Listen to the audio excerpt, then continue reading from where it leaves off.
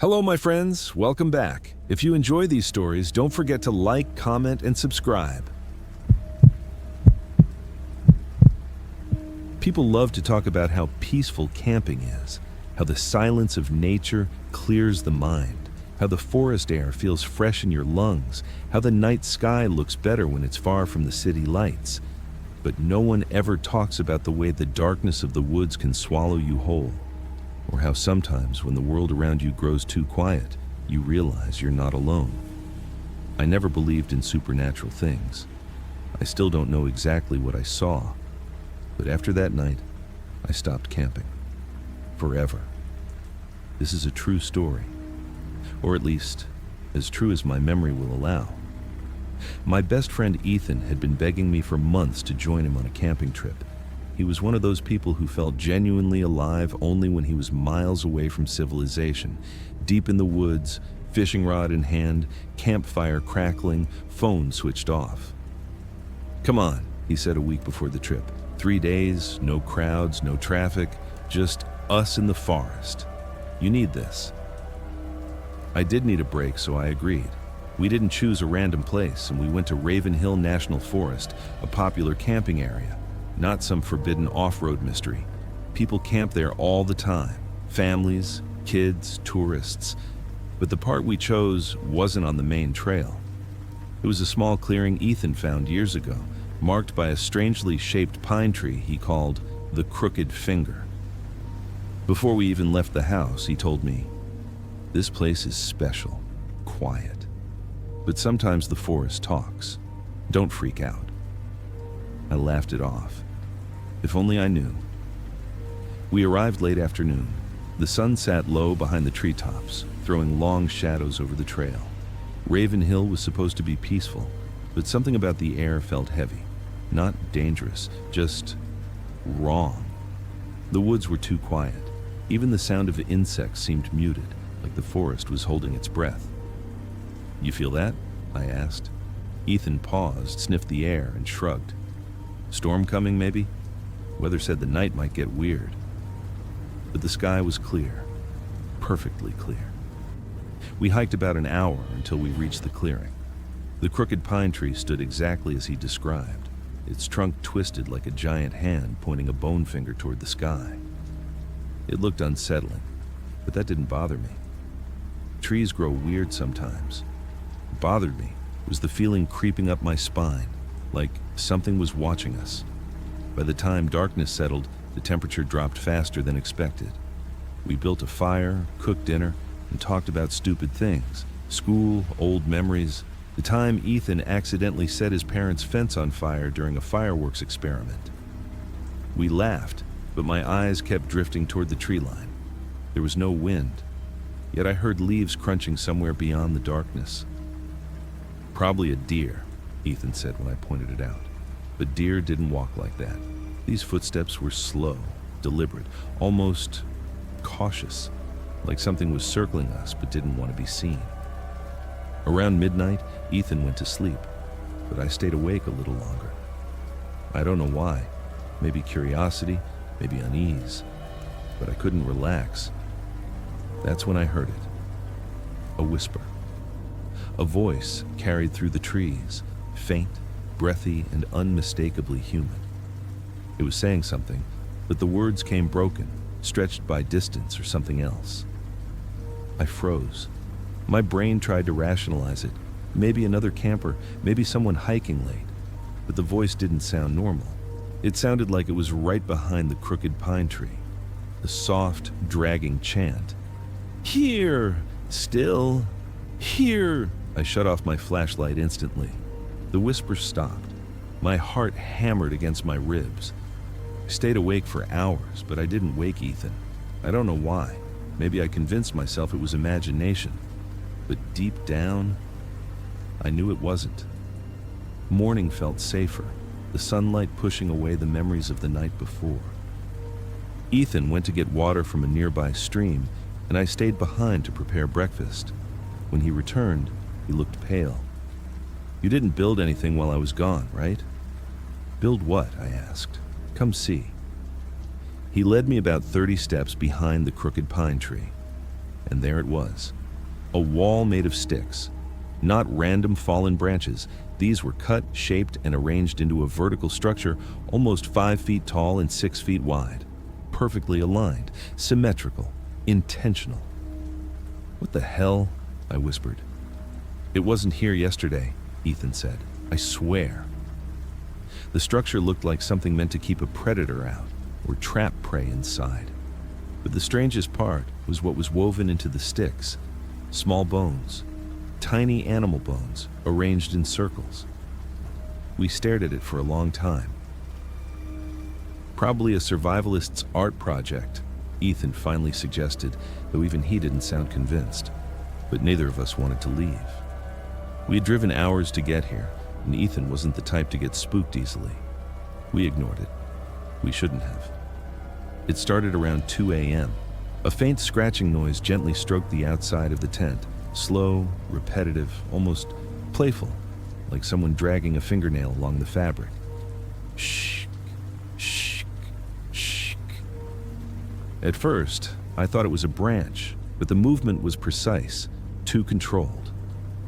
I whispered, "Ethan, you awake?" He answered, voice low and tense. "That's not the wind." The scratching circled the tent, inch by inch. We held our breath, listening. Then, footsteps. Soft, human-like, but distorted, like someone walking barefoot on cold ground. They moved around us, stopping sometimes, then continuing. Ethan silently grabbed his knife. I grabbed the flashlight but didn't turn it on. The footsteps stopped directly beside my head. And then, a shadow appeared through the fabric. Not an animal, not human either. Tall, thin, its head elongated into a strange, unnatural shape. It stood perfectly still, inches from me. I couldn't breathe. Then, without warning, it leaned closer, pressing its face to the tent wall. Something sharp, maybe a nail or claw, pushed against the fabric, not piercing it, just testing. It dragged downward slowly. Shh. I thought I would faint. After what felt like forever, the shadow stepped back. The footsteps faded into the woods. Ethan finally whispered, "We're leaving first thing in the morning." But morning would not save us. At sunrise, we packed immediately. Every sound in the forest made me jump. But when we reached the hiking trail, it was gone. Not grown over, not blocked, just gone. The dirt path we used yesterday was replaced by untouched soil, fallen leaves, and unbroken underbrush. "What the hell?" Ethan muttered.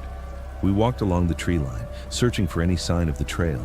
Nothing. It was like the forest shifted overnight. "GPS?" I suggested. Ethan pulled out his phone. Dead. No battery. Mine. Also dead. Both were fully charged last night.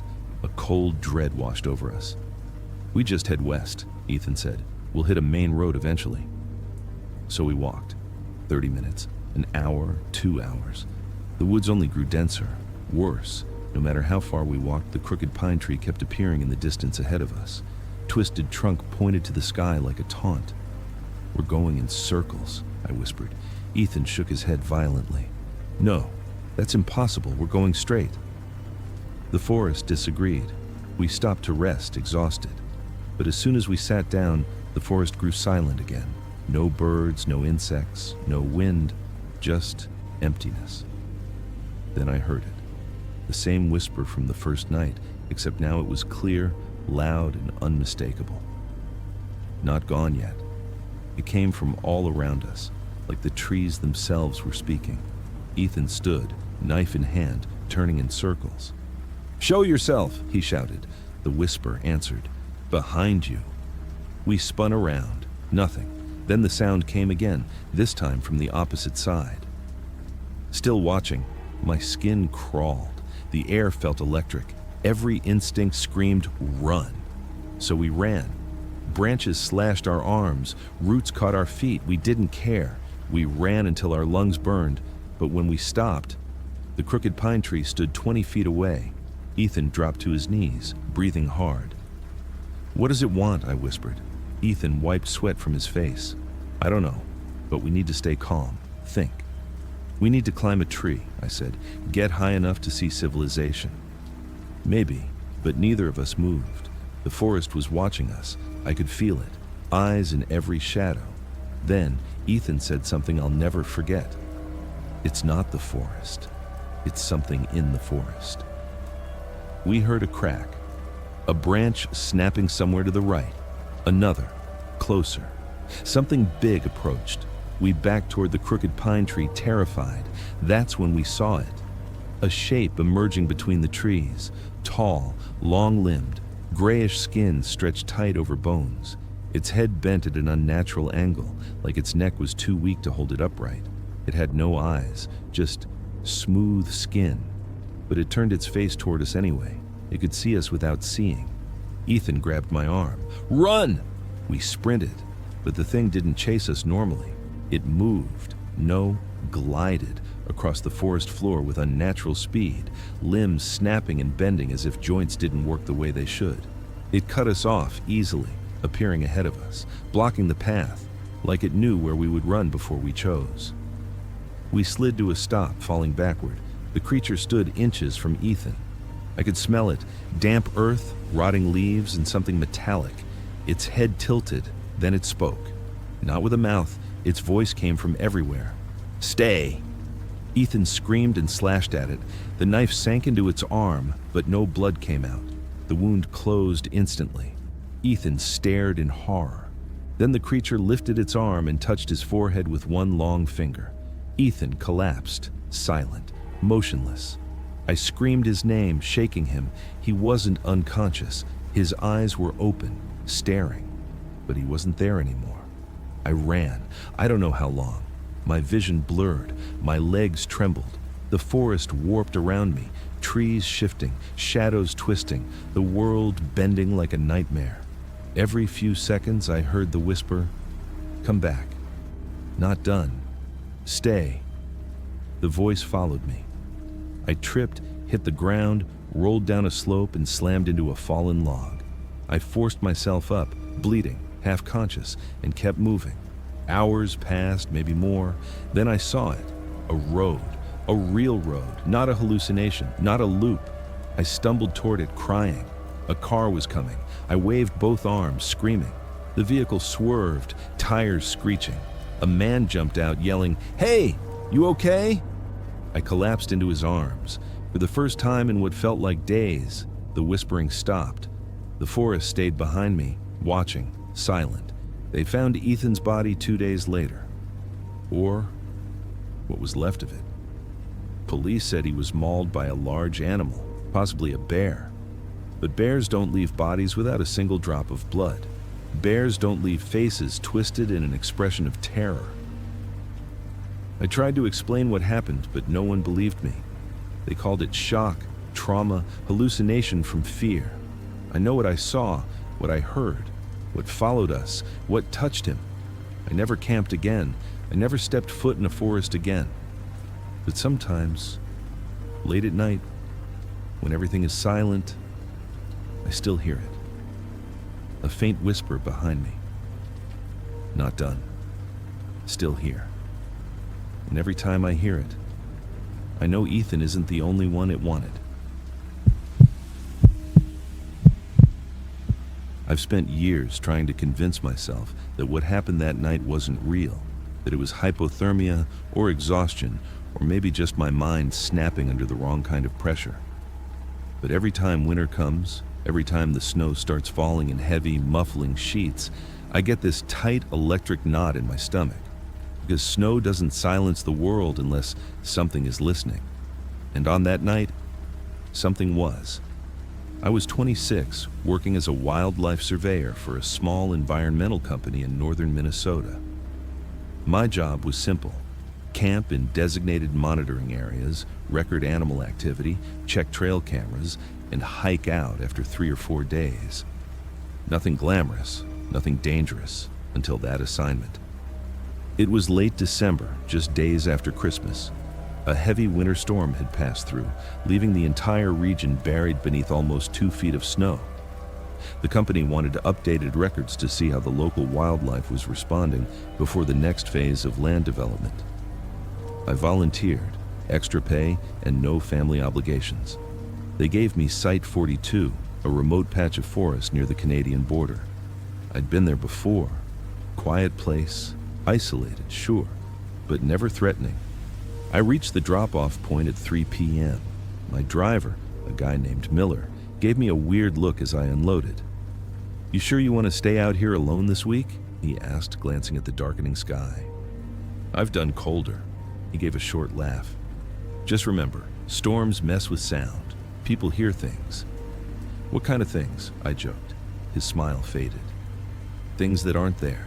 I waved him off, watching the truck disappear down the snow-packed road. Then I shouldered my pack and started walking. By the time I reached the campsite clearing, the sky had gone a pale, bruised purple. The trees around me stood still, the snow pinned to their limbs like frozen breath. I set up my tent, started a small fire, and heated a can of chili. Normal, comfortable, completely unaware of what was waiting in that forest. It started on the first night. I woke up at 2:13 a.m. I remember the exact time because I checked my watch twice. Something had scraped across the outside of my tent, soft, slow, almost gentle, like fingers dragging through the snow. I held my breath and listened. The wind was still. The forest was dead quiet. Then, scrurch, again, circling. I grabbed my flashlight and snapped it on, aiming it at the thin tent wall. The beam illuminated the fabric, but no silhouette appeared. No footprints, no shadows, nothing. "Probably a branch," I muttered to myself, except the nearest branch was 10 feet away. After 10 minutes of silence, I talked myself into lying back down. Sleep came in fragments. The next morning, I found the tracks. They weren't animal prints, they weren't boot prints. They were long, dragging marks in the snow, as if something had been pulled or had crawled around my tent in a perfect circle. No beginning, no end, just a ring. The air around me felt colder than it should have been. I checked the trail cameras, trying to distract myself. Most were normal, deer, a fox, maybe a wolf.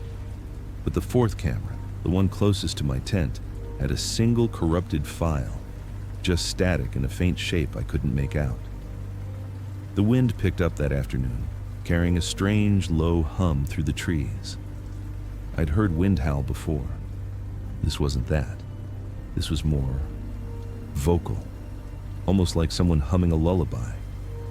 By sunset, the atmosphere felt wrong. I couldn't explain it. The forest felt heavier, watching. I kept the fire big that night, bigger than usual. Light makes you feel safe, even when it isn't. The second night was worse. I didn't fall asleep until nearly 1 a.m., and when I did, I plunged into some dreamless, heavy state until something grabbed my ankle. I jerked awake instantly, heart hammering, and yanked my leg back. No one was inside the tent.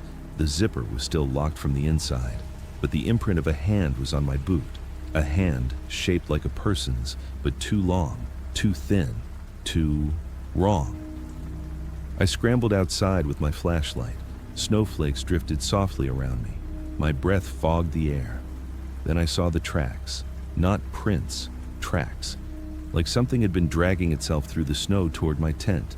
2 long depressions, side by side, with intermittent holes where something pointy had punched down. Claws, elbows. The trail stopped 5 feet from my tent. Just stopped. As if whatever it was had lifted itself upright or vanished. The night around me felt colder again.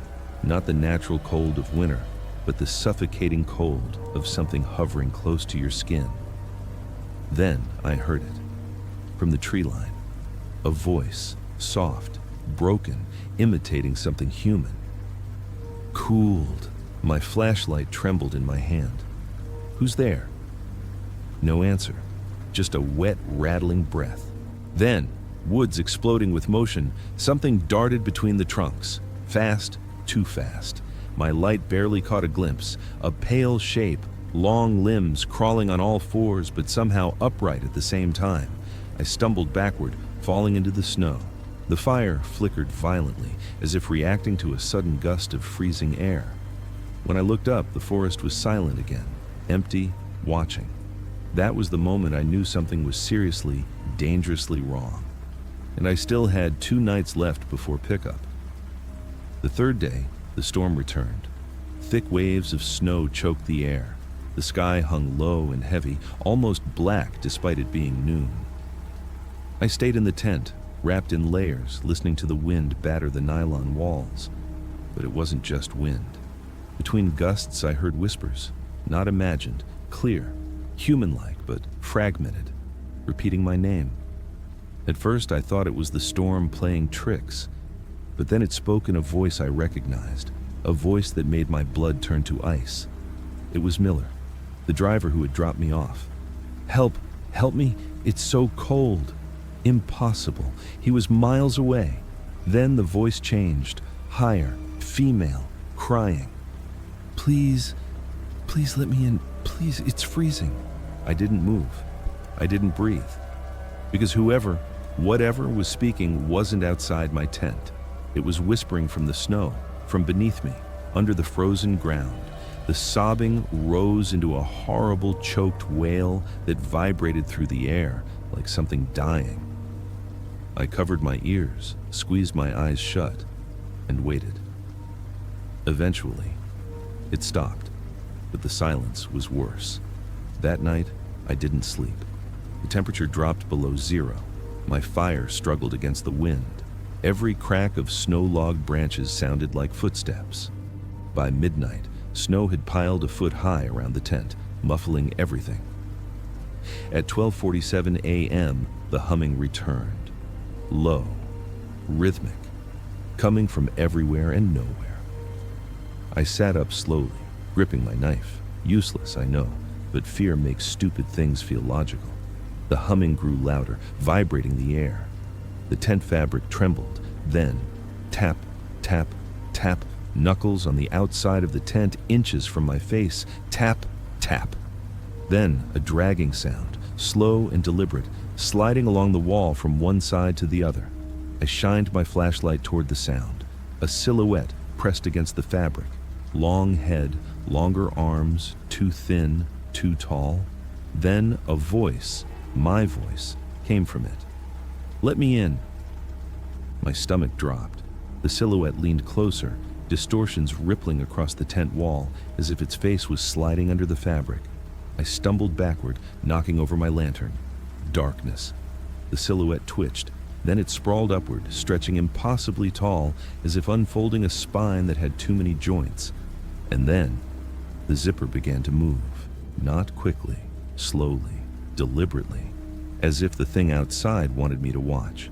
I lunged forward, grabbing the zipper from inside and pulling it back down. The resistance on the other side was unreal, like wrestling with a steel cable. "Stop," I whispered, voice breaking. The thing whispered back using my own tone. "Stoop!"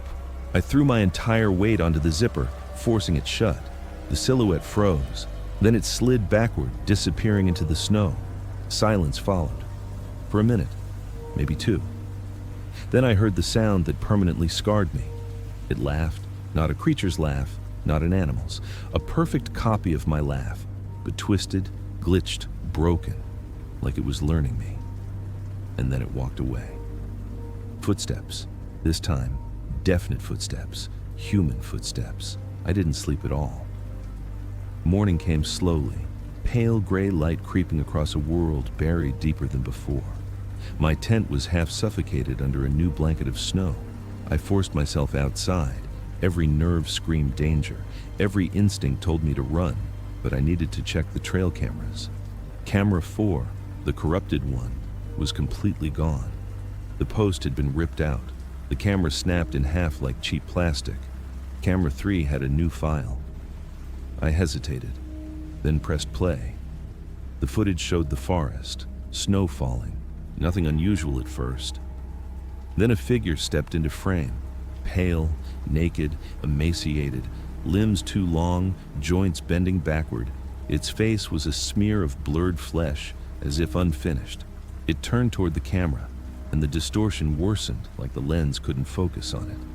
Then it opened its mouth. not wide, downward, splitting its jaw as if tearing through its own skin. And then my voice came out. "Help me, I'm so cold." The file ended. I vomited into the snow. The fourth night, my last night, was a living nightmare.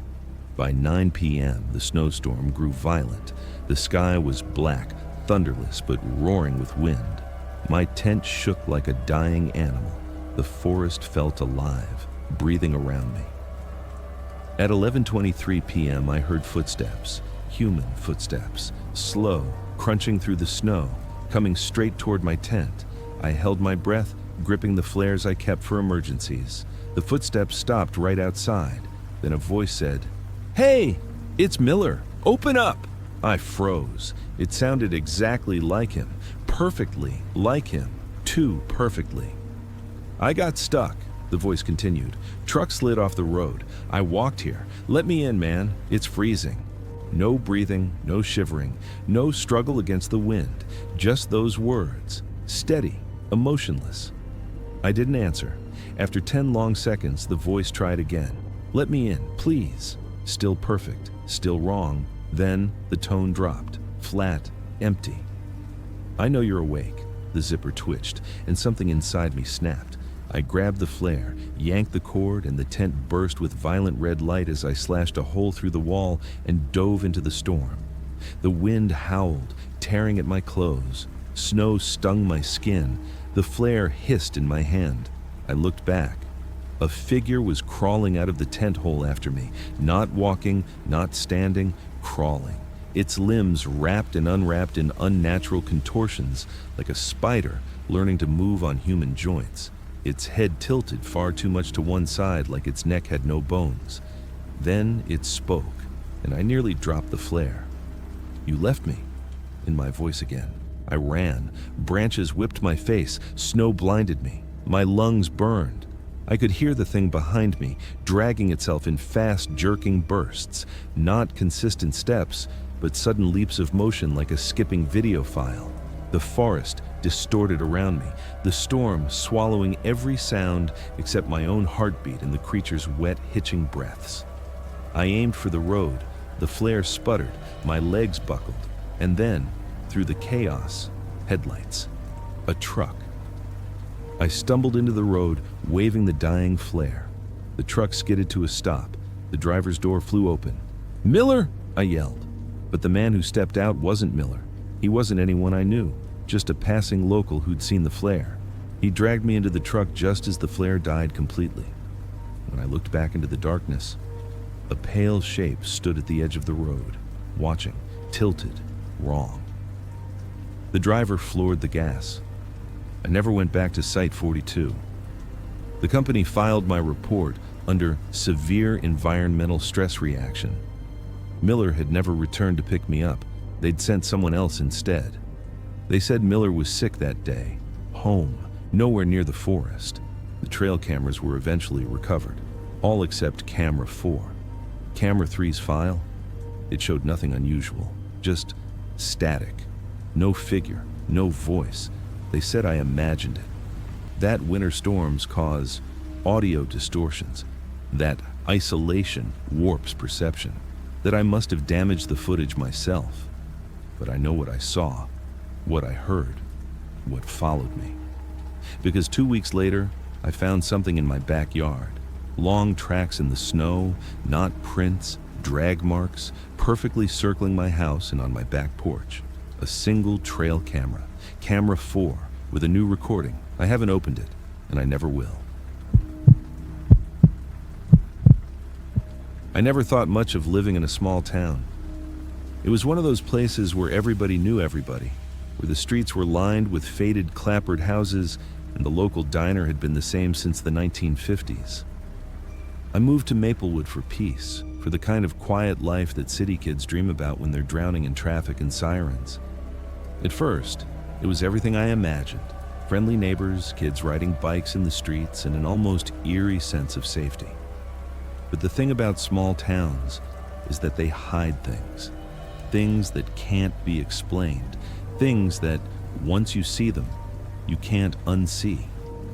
It started the first week I moved in. I was unpacking boxes in my new house, a rickety two-story affair with creaking floorboards and peeling wallpaper, when I first noticed it, the feeling that someone was watching. At first, I blamed the moving stress, the exhaustion of driving across 3 states with my life stuffed into a U-Haul. But the feeling didn't fade. It got stronger, sharper, like a needle pressing into the back of my neck. Every time I looked out the window, nothing was there. Yet, when I turned away, I could feel it, impossibly close, like someone was standing just behind me. I tried to ignore it.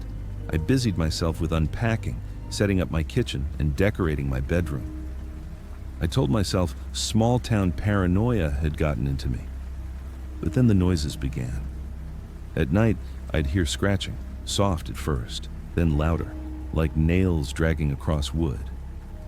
I checked the walls, the attic, even under the floorboards, but found nothing. The townspeople were polite, too polite. Sometimes I'd catch them staring as I drove through the streets, their faces blank, expressionless, before they turned away. I chalked that up to moving into a place where I was the outsider. The real horror began when I discovered the journal. It was hidden behind a loose panel in the attic, a tattered leather-bound book with brittle pages filled with cramped, frantic handwriting. I couldn't stop reading. It belonged to the previous owner, a man named Harold Bennett. At first, it seemed like a diary, the ramblings of a lonely man. But the entries grew darker, more disturbing. Harold wrote about shadows moving in the corners of his eyes, about whispering voices that called his name at night, about doors that wouldn't stay closed and windows that opened on their own. One entry chilled me more than the rest. I tried to leave, but the town won't let me. Something here feeds on fear. It's alive, and it knows everything. I hear it breathing at night. I hear it calling my name. I know it's watching. Tonight it's in my room. I think I can feel it crawling under my skin. If anyone reads this, don't stay here. Don't stay. I laughed nervously and tried to dismiss it. Ghost stories, I thought. But that night, as I lay in bed, I heard my name whispered. Not in a voice like mine or anyone I knew, but in a guttural, rasping hiss that seemed to come from inside the room, from the very walls themselves. I froze. My heart pounded so hard, I thought it would burst through my chest. I wanted to run, to flee back to the city, but something held me there, as if my feet were rooted to the floor. The whisper came again, louder this time, closer, almost in my ear. John, I bolted upright, only to see nothing. The room was empty, the windows shut, the shadows long but ordinary. I couldn't sleep for the rest of the night. I didn't even try. The next day, I spoke to the local librarian, Mrs. Calhoun, a tiny woman with sharp eyes and a voice that could cut glass. I asked her about Harold Bennett, about the house, about anything unusual in Maplewood. She hesitated, her eyes flicking to the floor, and then she said carefully, "People leave here when the shadows get too close. They don't always come back." I didn't understand at first. I thought it was a metaphor, small-town superstition, the kind of story towns tell to scare newcomers. But I started noticing things that couldn't be explained. On my morning walks, I'd see figures at the edge of the woods, standing just beyond the tree line, motionless, watching. They weren't people, not exactly. Their shapes were wrong, too tall, too thin, their heads too large, faces smudged like wet charcoal. I'd blink, and they'd vanish. At night, the shadows would stretch across the floor, crawling up walls, forming shapes that shouldn't exist. I tried to leave. I really did. I packed my car and drove out of Maplewood, the tires crunching on gravel roads as the sun sank low on the horizon. I felt relief, a sense of freedom, until I looked in the rearview mirror. A figure was in my back seat, tall and dark, its face featureless except for a single pair of glowing eyes. I slammed the brakes and spun around. The seat was empty, but I could feel it, still there, still watching. I returned home, defeated, terrified, unable to escape. I started keeping the lights on constantly, leaving the television running, anything to keep the darkness at bay. But it was no use. The whispers grew louder, insistent, forming words I couldn't understand but felt in my bones. Stay, don't leave. It belongs to us now. One night, I woke to find the house rearranged. My furniture was not where I left it, doors open to rooms that didn't exist, and the walls bled shadow. I was shaking, whispering to myself that it was impossible, that I must be dreaming. But when I looked in the mirror, I didn't see myself. I saw Harold Bennett, or a grotesque mockery of him, screaming silently, eyes wide with terror, mouth moving but no sound coming out. I left the house that night and drove to the edge of town. Maplewood was empty, silent, almost too quiet. The streets, the trees, even the wind seemed to hold its breath. And then I saw them. Hundreds of figures standing in the shadows, watching me. Their eyes glowed, their mouths moved in silent screams.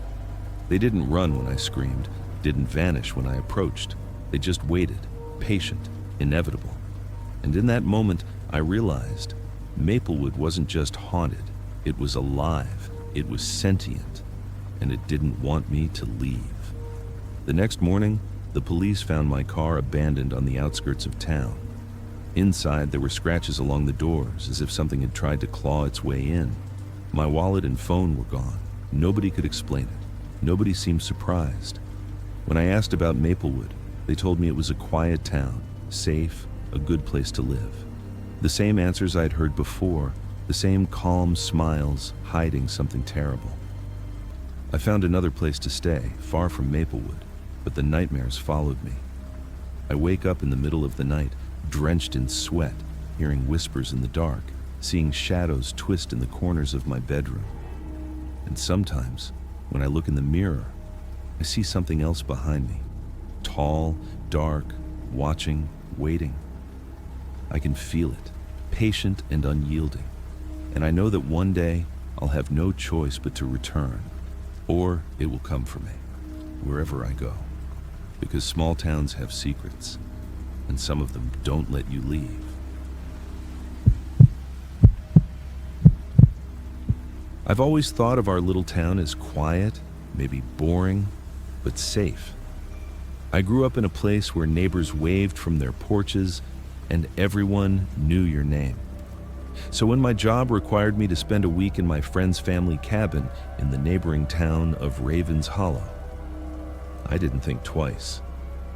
I didn't realize then that I was about to see the side of small-town America that nobody talks about, the kind that festers just beneath the surface, hidden behind perfectly trimmed lawns and picket fences. Ravens Hollow is tiny, smaller than our town, perched on the edge of a dense forest.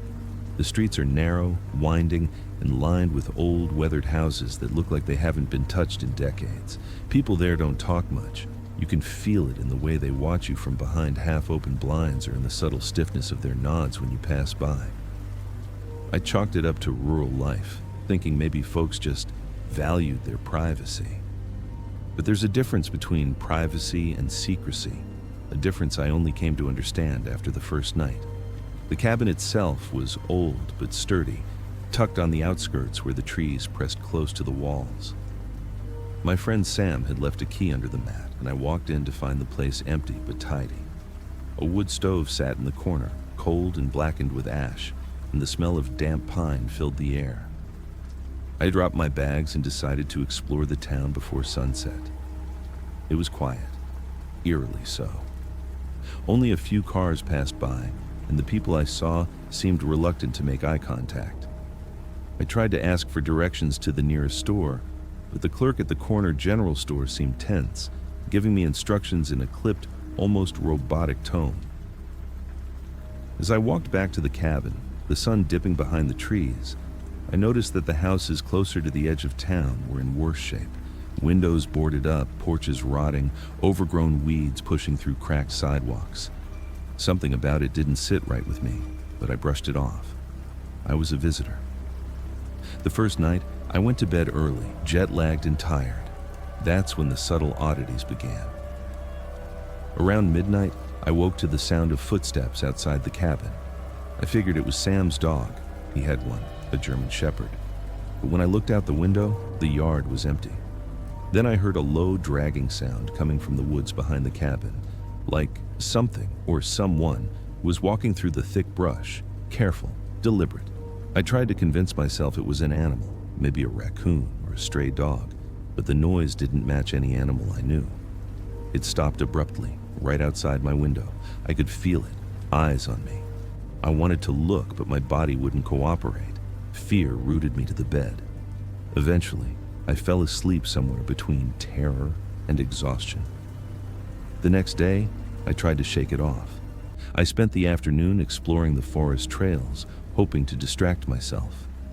That's when I first noticed the markers carved into the trees, small, crude symbols. At first, I thought maybe it was kids messing around, but there were too many, too deliberately placed along the path I had taken. And then I realized they weren't random. They formed lines, almost like arrows pointing deeper into the woods. Curiosity mixed with that growing dread, and I followed them. After about a mile, I came across a clearing. In the center was a small stone structure, maybe a foot high, with more of the carved symbols around it. What disturbed me most was the faint smell of something metallic, like blood. I didn't touch anything. I just turned and hurried back to the cabin, heart hammering in my chest. That night was worse. Around 2 a.m., I woke to what sounded like whispering outside. Not the wind, not the trees. Voices, soft, almost incomprehensible, chanting words I couldn't make out. I pressed myself against the wall, listening, frozen, waiting for it to stop. When it finally did, I swore I heard scratching at the cabin door, slow and persistent, like fingernails dragging across wood. I didn't sleep much that night. I kept checking the door, the windows, even the locks, but nothing was there. By morning, I was exhausted, paranoid, convinced that staying in the cabin was a mistake. I called Sam, told him I might leave early, but his voice over the phone was strange, distant, hesitant. "You'll be fine," he said finally, but there was a tremor in his tone. "Just don't go wandering at night. Don't pay attention to the markers." "Markers?" I asked, alarmed. "Just don't," he said, and hung up. I wanted to leave immediately, but the only road out of Raven's Hollow was narrow and lined with those same rotting houses, and I didn't trust driving through them at night. So I stayed, trying to convince myself that maybe I was imagining things. The third day, I walked into town and noticed something that made my stomach turn. People were staring, but not just casually. They were watching me. And then I realized they weren't just watching. They were following. Not physically close, but always present, peeking from windows, stepping out of alleys just as I turned a corner. It wasn't random. They were tracking me. I returned to the cabin and locked every door and window. I didn't eat. I didn't sleep. I just sat, listening. And then it started, the tapping. At first, light, like someone was flicking the windows, then heavier, almost as if someone was pounding on the walls. And through it all, that whispering, soft and insistent, echoing from the woods. By the fourth night, I was unraveling. I couldn't focus. I couldn't think straight. That's when I saw it in the window. A figure, tall and thin, standing just beyond the edge of the yard. It had no face I could recognize, just a dark, amorphous shadow. I blinked, and it was gone. But then the scratching returned, not at the door this time, but from the roof above me. I didn't wait. I packed everything I could carry and ran to the car. I didn't even check the engine. I just started it and drove. The streets of Raven's Hollow were silent, the houses dark and empty. But the feeling of being watched never left me. Even as I reached the highway, with the town shrinking behind me, I could swear I saw movement in the rearview mirror. Shadows slipping between trees, silhouettes at windows. When I finally got home, I tried to tell people about it. Friends laughed, thinking it was a mix of stress and isolation, but Sam's warnings haunted me. Don't pay attention to the markers. He never said why. I searched online for Raven's Hollow, anything that might explain what I'd seen. The town existed, but information was scarce. The few articles I found mentioned strange disappearances over the years, people vanishing without a trace, bodies never found. But no one talked about what happened. A week later, I couldn't stay away. I had to know. I drove back, careful this time, in daylight. The town looked different in the sun, less menacing. But the markers were there, carved into the trees as though they were waiting for me. I followed them to the clearing, and that's when I saw it, more than just the stone structure. There were remnants of fires, ash and charred wood, and what looked like old clothing strewn around. Someone had been here recently, someone, or something. I didn't wait. I left, swearing I'd never return. But the whispers, they never left me. In the quiet of my own home, I can still hear them, low and insistent. The tapping at the windows in the middle of the night. Sometimes, when I glance out my front door, I swear I see shadows lurking in the tree line, just beyond the reach of my porch light. I've read about people who get obsessed with places like Raven's Hollow, but I can't tell if it's obsession or a warning. Something went wrong there, something ancient and angry, and I got too close. The markers, the symbols, the people, or whatever they were, they're all part of it. And I don't think it's over, because every time I hear the wind rustle through the trees, I feel it again, watching, waiting. And I know that one day I might see it clearly, just like I saw it in the window that night in Raven's Hollow. And when I do, I fear I won't make it back again. So I warn anyone who reads this. Small towns, neighbor towns, places that seem quiet and safe, they can hide horrors you cannot imagine. Stay away from the woods, never follow the markers, and whatever you do, don't look into the shadows, because once you do, they don't forget. I never thought a vacation could turn into something I'd never forget or survive. I'd always been the kind of person who loved cruises, the endless blue of the ocean, the hum of engines under the hull, the illusion that you could leave the world behind.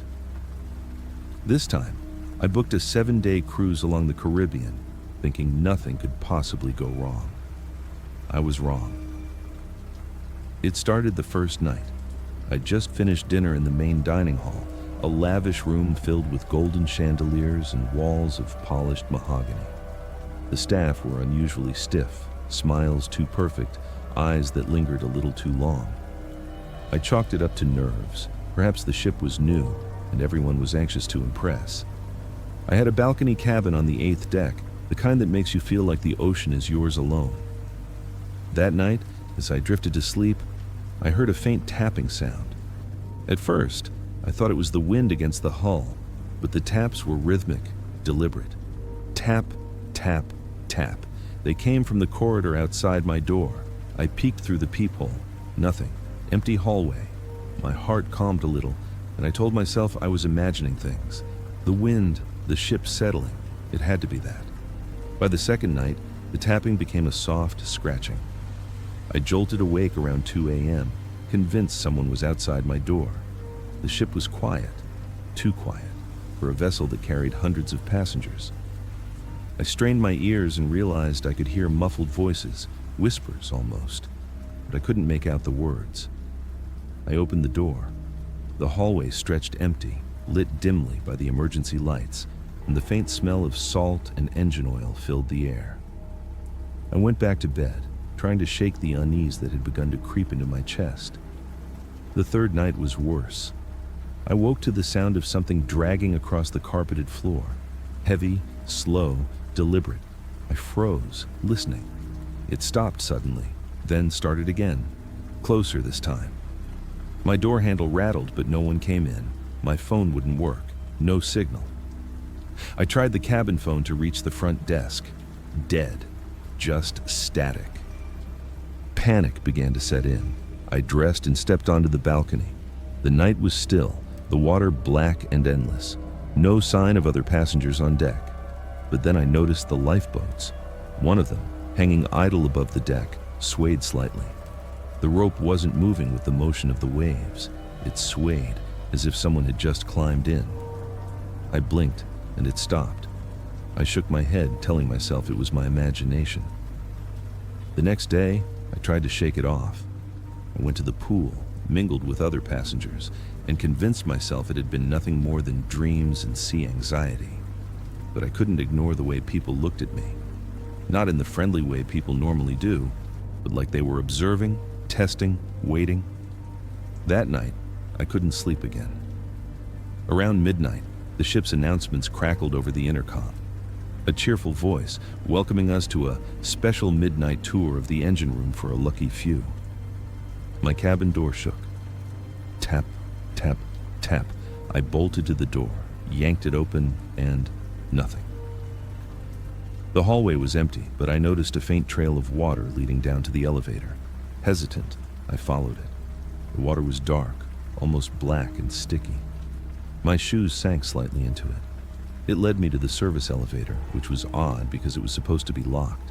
The door slid open on its own. I stepped in, my reflection distorted in the polished metal walls. The elevator dropped silently, far below the decks I had ever been allowed to go. When the doors opened, I found myself in a corridor I had never seen before. The walls were steel, pockmarked with rust, lights flickering overhead. And then I smelled it, the scent of decay, metallic and wet, sharp and unmistakable. My stomach churned. I wasn't alone. Figures moved in the shadows. At first, I thought they were crew members, but the way they moved was wrong. Jerky, unnatural, limbs twisting in ways human bodies shouldn't. One of them turned, and I saw its face. Hollow eyes, a grin too wide, stretched as if the mouth had been carved into something else entirely. It stepped toward me, gliding rather than walking. I screamed. The figure paused, then melted into the shadows like water. I ran, my feet splashing in the black water that now coated the floor. Doors appeared along the corridor, some leading to mechanical rooms, others to staircases that seemed to go on endlessly, descending into darkness. Every door I opened led to more darkness, more water, more whispering voices that called my name. I stumbled into a massive chamber, what I realized must be the engine room. The air was thick with smoke and steam, machinery groaning as if alive. And there, in the center, a group of people, passengers I recognized from dinner, from the pool, even the staff, stood perfectly still, heads tilted unnaturally, mouths open in silent screams. Black veins crawled across their skin, spreading with every heartbeat. When they saw me, they didn't move, but I felt their eyes, hollow and accusing, burrow into me. I turned to run. Behind me, the whispering grew louder, forming words. "You shouldn't be here. You don't belong." I didn't stop running until my legs burned and the water reached my waist. Doors slammed shut on their own around me, forcing me forward into corridors I didn't recognize, twisting in impossible ways, leading me deeper into the belly of the ship. Finally, I found a ladder leading up. I climbed, my hands raw, scraping against rusted metal until I burst onto the upper deck. The night was eerily calm, moonlight reflecting on the water. I ran toward the nearest lifeboat, intending to escape, only to see them, shadows on the deck, dozens of them moving silently toward me. Their eyes glowed in the dark. I jumped into the lifeboat, untied it, and let it drop into the water. Paddling with all my strength, I screamed at the ship, hoping someone, anyone, could hear me. The vessel, once a gleaming paradise, now looked grotesque, its lights flickering and dying one by one, like a creature exhaling its last breath. The water around the boat churned, and I saw them, faces pressed against the hull, grinning, mouths impossibly wide, whispering my name in unison. Morning came.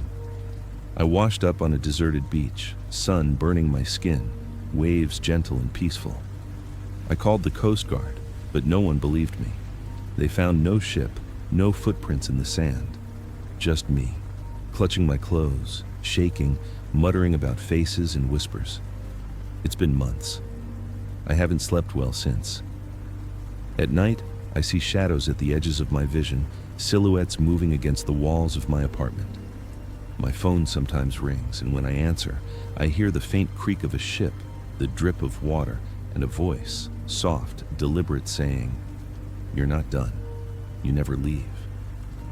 I keep telling myself it was a hallucination, seasickness, stress, trauma, rational explanations, but I know better.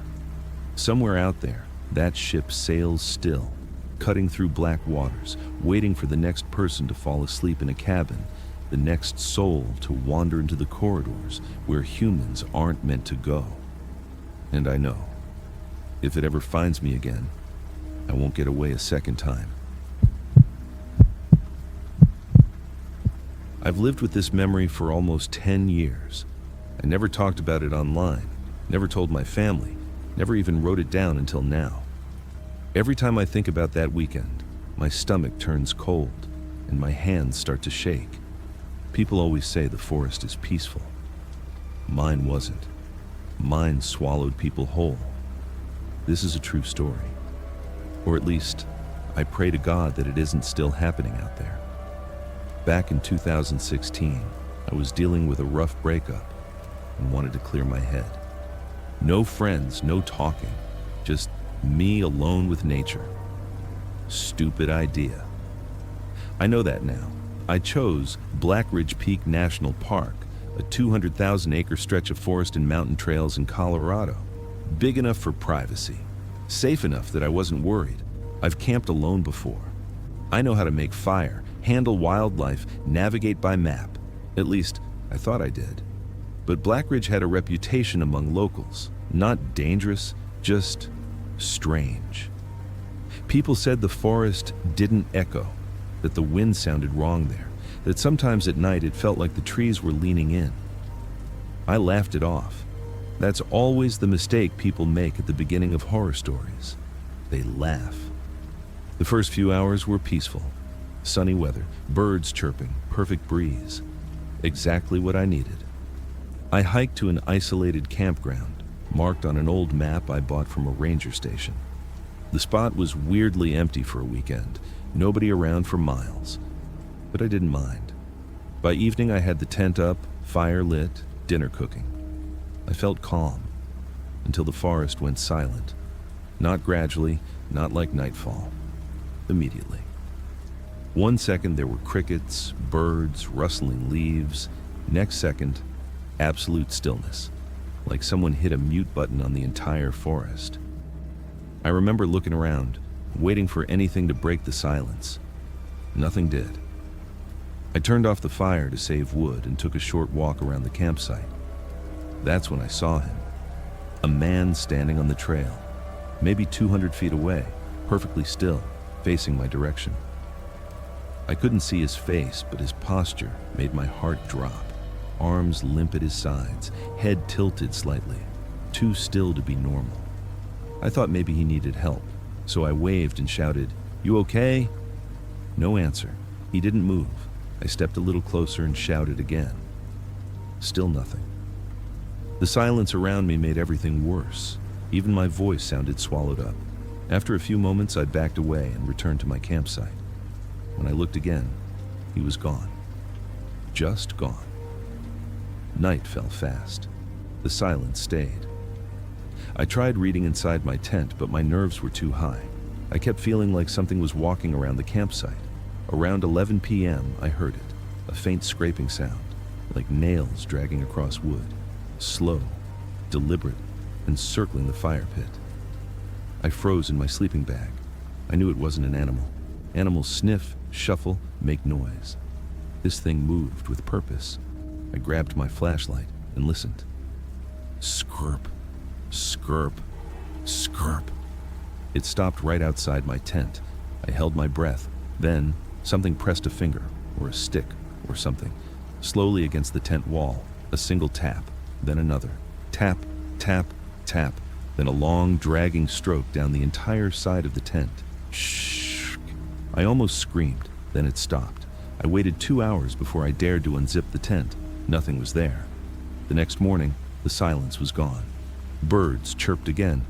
The wind returned. Everything seemed normal, except my campsite wasn't. Around the entire perimeter of my tent, someone, or something, had placed stones, perfectly spaced, perfectly aligned, a circle about 6 feet wide. It wasn't there last night, and the stones weren't random. They were all flat and smooth, like river stones from far away. I stared at them for a long time, trying to convince myself this was a prank, but it wasn't a prank. There were no footprints, not even mine from the night before, like the ground had been wiped clean. A part of me wanted to leave then, but my pride, and maybe stupidity, kept me there. Around noon, I ran into a ranger on one of the trails. He was older, quiet, and looked like he hadn't slept in days. "Where are you camping?" he asked. "Black Ridge East, near the old Cedar Loop." His face changed, cautious, worried. "You shouldn't be there alone." "Why not?" He hesitated, then said, "That area gets strange reports." "What kind?" He avoided the question. "Just be careful. Don't hike after dark. Don't wander off trail. And if you hear something calling you, ignore it." He said that last part with absolute seriousness. That was the moment I realized something was wrong with this place. Deeply wrong. I should have packed and left before sunset. But I stayed. Idiot. Around 1 a.m., the forest went silent again. Instantly. Like someone flipped a switch. Then I heard footsteps. Slow. Approaching. I sat upright in my sleeping bag. The footsteps stopped right outside the tent. I held my breath. Then, a voice. Not deep or monstrous, just wrong. Like someone trying to imitate a human sound. "Hello?" My blood froze. Another voice joined it, higher pitched. "Let me in." Then a third. "Where are you going?" I wanted to scream but couldn't. The voices repeated the same 3 phrases over and over, circling the tent. "Hello? Let me in. Where are you going?" Different tones, different speeds, like children mimicking speech for the first time. Then, something grabbed the tent pole, hard. The whole tent shook. I fumbled for my knife, heart pounding so loud it drowned out everything else. The voices stopped. Silence. Then, a whisper right next to my ear, as if someone was inside the tent. "Let me see you." I swung the knife wildly. The blade ripped the tent wall, air rushing in. Nothing was there. Nothing. Just a cold wave of air, like someone had leaned in and breathed on me. I didn't sleep for the rest of the night. At dawn, I decided to hike back to the car. No more waiting. But 30 minutes into the trail, I froze. There he was again. The man from the first evening, standing in the middle of the trail, perfectly still, facing away this time. This time I didn't call out. I quietly stepped behind a large tree and watched. He didn't move. After about a minute, he slowly began turning his head. Not his body, just his head. Turning, turning, turning, until his chin was almost over his shoulder. His face was wrong, empty, no eyes, just smooth skin. But he was looking at me. I stumbled backward, tripped on a root, and when I looked back up, he was gone. Again. I ran. Full sprint. No stopping, no thinking, just raw panic. The forest wasn't normal anymore. The trail twisted in ways it hadn't before. Landmarks disappeared. Trees seemed to have shifted positions. I kept getting glimpses of movement behind me. A shadow ducking behind a rock, a figure crossing the path, a pale hand in the bushes. Every time I turned, there was nothing, but I knew something was following me. Close, too close. At one point, I heard breathing behind me. Heavy, wet. I spun around. Nothing. Then, the whisper returned. The same whisper from the night before. "Hello." I started running again, and that's when I found it. It looked like it had been untouched for years. 2 tents torn open, a fire pit filled with old ash, a rusted kettle half buried in dirt, and on a fallen log, a backpack. I looked inside. Clothes, water bottle, a camera. I checked the camera. The last photo was a blurry shot of a tall figure standing between trees. The timestamp? 2 weeks before. The people from this campsite never made it back. I knew that with 100% certainty. Something had taken them. And now, it wanted me. The whispers grew louder the deeper I went. Come back. Let me in. Don't go. Hello? Voices overlapping, echoing from different directions. I ran faster. Branches whipped my arms, shoes soaked in mud, knees bruised from trips and falls. Every few seconds, I felt hot breath on the back of my neck. At one point, a hand, cold, long-fingered, grabbed my shoulder. I screamed and jerked away. Nothing was behind me. Nothing. But I could feel it. Something was close enough to touch. When I finally saw the ranger station through the trees, I nearly collapsed. I sprinted toward it, tears running down my face.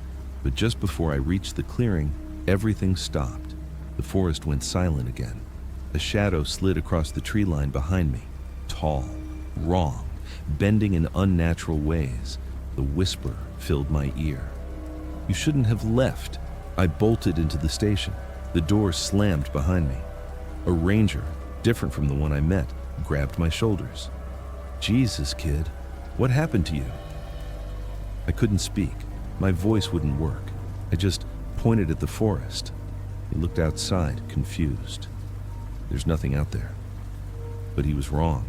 Something was out there, watching us, hiding just beyond the line of trees, waiting. It took them 4 hours to calm me down. I told them everything. They searched the forest. They never found the stone circle, or the abandoned campsite, or any footprints, or any sign of the man on the trail. They found my tent ripped open, but no tracks around it. The ranger who warned me? They said nobody on staff matched that description. They accused me of imagining it. Trauma, stress, dehydration. But I know what I saw. I know what I heard. I never camped again. I never will. Sometimes, at night, when I'm half asleep, I swear I hear it again. A faint voice right behind my bedroom door. Hello? Let me in? And every time, I pray it never finds me again. People always joke about night shift security guards, how we sit in a chair, drink bad coffee, and fight sleep until sunrise. They think the worst we deal with is boredom. They don't understand the silence, they don't understand the darkness, and they definitely don't understand what happens when you're the only human being inside a building the size of a city block, and something else is there with you. I'm telling this because I haven't worked a night shift since. I won't go near that building. I won't even drive past that part of town anymore. I know what I saw, I know what I heard, and I know something followed me home. It started 3 years ago when I accepted a temporary night guard position at Old Fairview Research Complex, about 30 miles outside Duluth, Minnesota. They were renovating the place after a decade of being abandoned. 1 security guard per shift, no co-workers, just cameras, radios, and empty hallways. I wasn't told much about the building's history. Apparently, it had been used for various government contract scientific work. That should have been my first warning, but I needed the money. The building was enormous, 6 floors above ground, 2 underground, countless labs, storage rooms, mechanical tunnels, and offices, most of it unlit. Imagine standing alone in a pitch-black hallway, the length of a football field, your flashlight barely reaching the halfway point, and knowing there are 50 more hallways just like it. I worked the 10 p.m. to 6 a.m. shift. The first few nights were normal, quiet, easy, almost relaxing. I made rounds every 40 minutes, checked cameras from the main security office, and logged activity. Nothing unusual. But on my 4th night, something changed. It was 1:17 a.m. when I first heard it. A metallic bang echoed through the building, distant, but loud enough to vibrate the air. I jumped out of my chair. I checked the monitors. Nothing. Another bang, this time louder, like someone slamming a heavy metal door. The sound came from the 4th floor, the old mechanical wing. I didn't want to go. Every instinct told me to stay put, but protocol is protocol. I grabbed my flashlight, radio, and keyring and headed for the elevator. The ride up felt too long and too quiet. When the doors opened, the hallway lights flickered. They weren't supposed to flicker. The power system had been fully replaced. I stepped out slowly. The floor was freezing, far colder than the others. My breath fogged in the air. Then I heard it, a shuffle, like something dragging across the ground. My body went cold. "Security," I called out. "If someone's up here, identify yourself." Silence. I moved forward one step at a time until I reached the mechanical wing door. It was a huge steel door, thick and heavy. I had to unlock it manually. But the moment I touched the handle, a violent chill shot through my arm. Not a cold chill, but a sharp one, like static electricity mixed with ice. I unlocked the door and pushed. It screamed open with a groan so loud it echoed back down the hallway. My flashlight beam cut into the darkness of the mechanical wing. The smell hit me instantly, like rust, old water, and something rotten. I walked inside. Pipes lined the walls above me. Old machines sat against the far wall, covered in plastic sheets that fluttered faintly as if something had breathed on them. Then, something flickered at the edge of my light. I aimed the beam. Nothing. But I could have sworn something had moved. I walked deeper inside, steps echoing too loudly. The farther in I went, the colder it became. My fingers went numb around my flashlight. Then, I found the cause of the noise. One of the heavy steel access doors at the end of the wing was swinging open and closed, slamming into the frame each time the building shifted. Bang, bang, bang. I sighed in relief. Wind pressure, nothing more.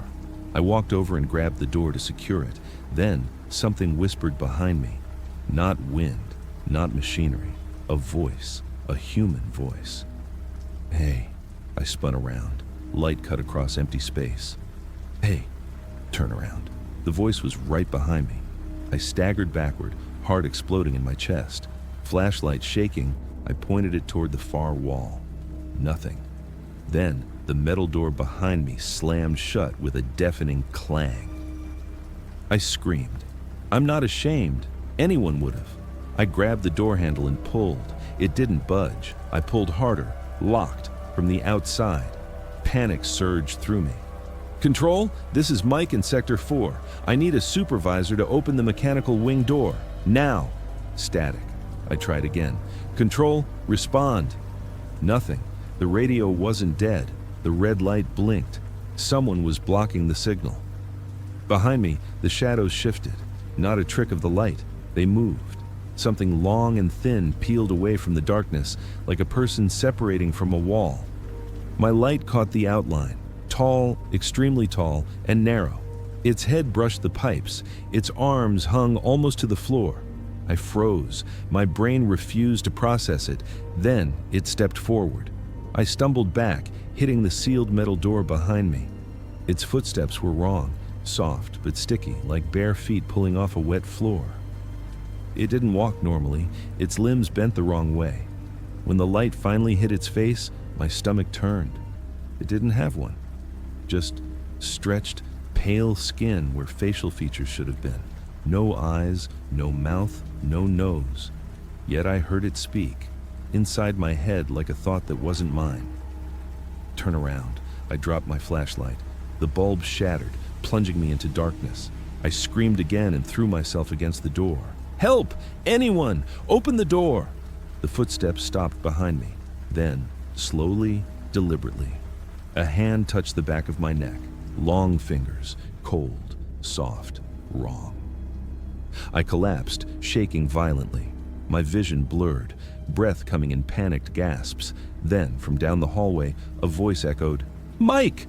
The door unlocked instantly and swung open. Two men from the renovation crew stood in the hallway, staring at me like I was insane. I crawled out, sobbing. They asked if I was okay. I couldn't speak. They checked the mechanical wing. Nothing was there. No figure, no footsteps, no handprint. Just the shattered flashlight and the swinging access door. They escorted me back to the main office. I stayed silent the rest of my shift. I should have quit. Any sane person would have. But the company blamed everything on stress hallucinations and sleep deprivation. and I stupidly convinced myself it must be true. The next shift, something else happened. This time it started earlier, around 11:30 p.m. I was watching the monitors when one camera, camera 12, located on the second basement floor, flickered. That floor was strictly off limits during renovation. No power, no equipment, no personnel. The screen went snowy, then cleared. Something was standing in the hallway, tall, thin, unmoving, a silhouette. The same silhouette I saw the night before. I leaned closer to the monitor, its head tilted, slowly, unnaturally, as if it sensed I was watching. Then it took a step toward the camera. The feed distorted. I heard a faint static whisper through the speakers. "Turn around." I shoved my chair back so hard it crashed into the wall. My heart was pounding so violently I felt dizzy. Then, the entire row of monitors went black, except one. Camera 3, main lobby. Someone was standing at the security entrance. I zoomed in. It was a man, tall, wearing a long coat, but the camera resolution was too poor to see his face.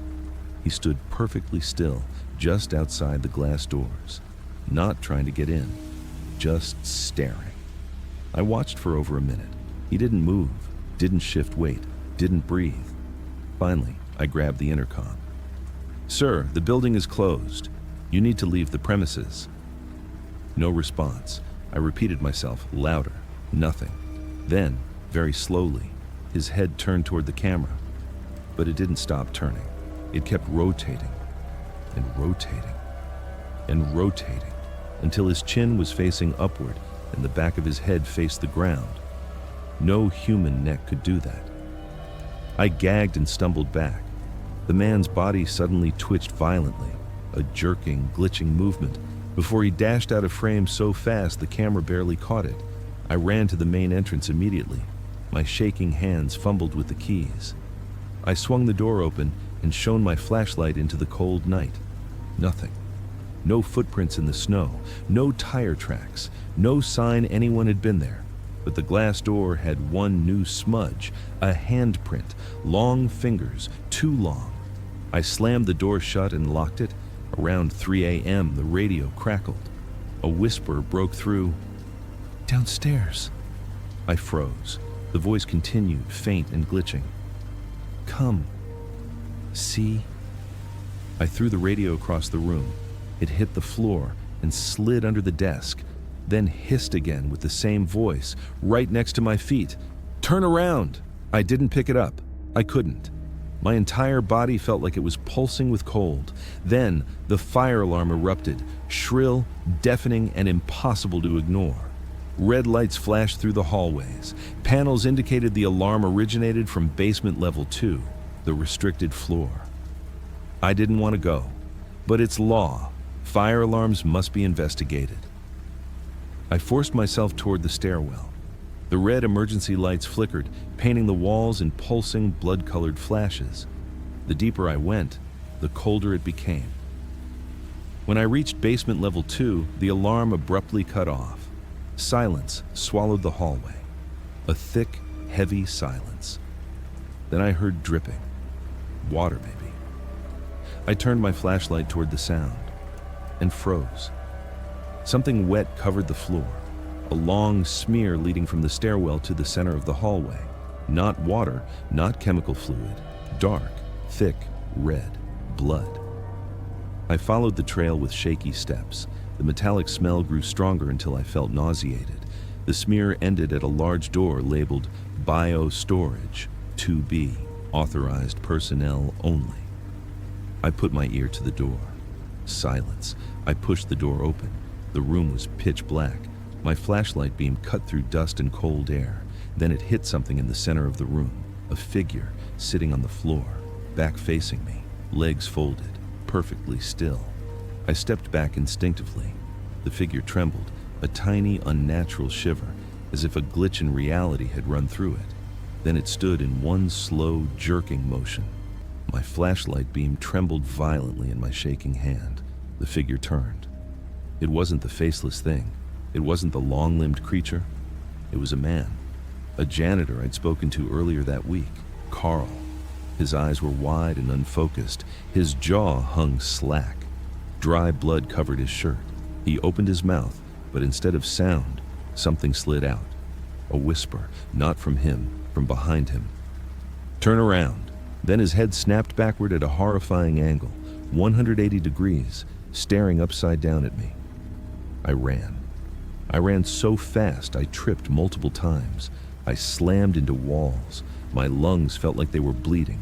Behind me, the footsteps followed, fast, jerking, wrong. At the stairwell, something grabbed my jacket.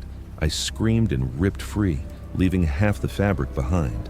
I didn't stop running until I reached the main floor. I burst through the lobby doors and into the freezing night. I didn't go back inside, not even to grab my stuff. I stayed outside until my supervisor arrived at 6 a.m. When they searched the building, they found nothing. No blood, no Carl, no smudges, no footprints, nothing disturbed.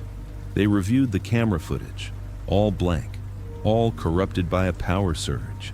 They said I imagined it, that stress caused hallucinations, that none of it was real. Then they fired me. 3 days later, Carl's car was found in the parking lot of a gas station 30 miles away. Doors open, engine running. He was never found.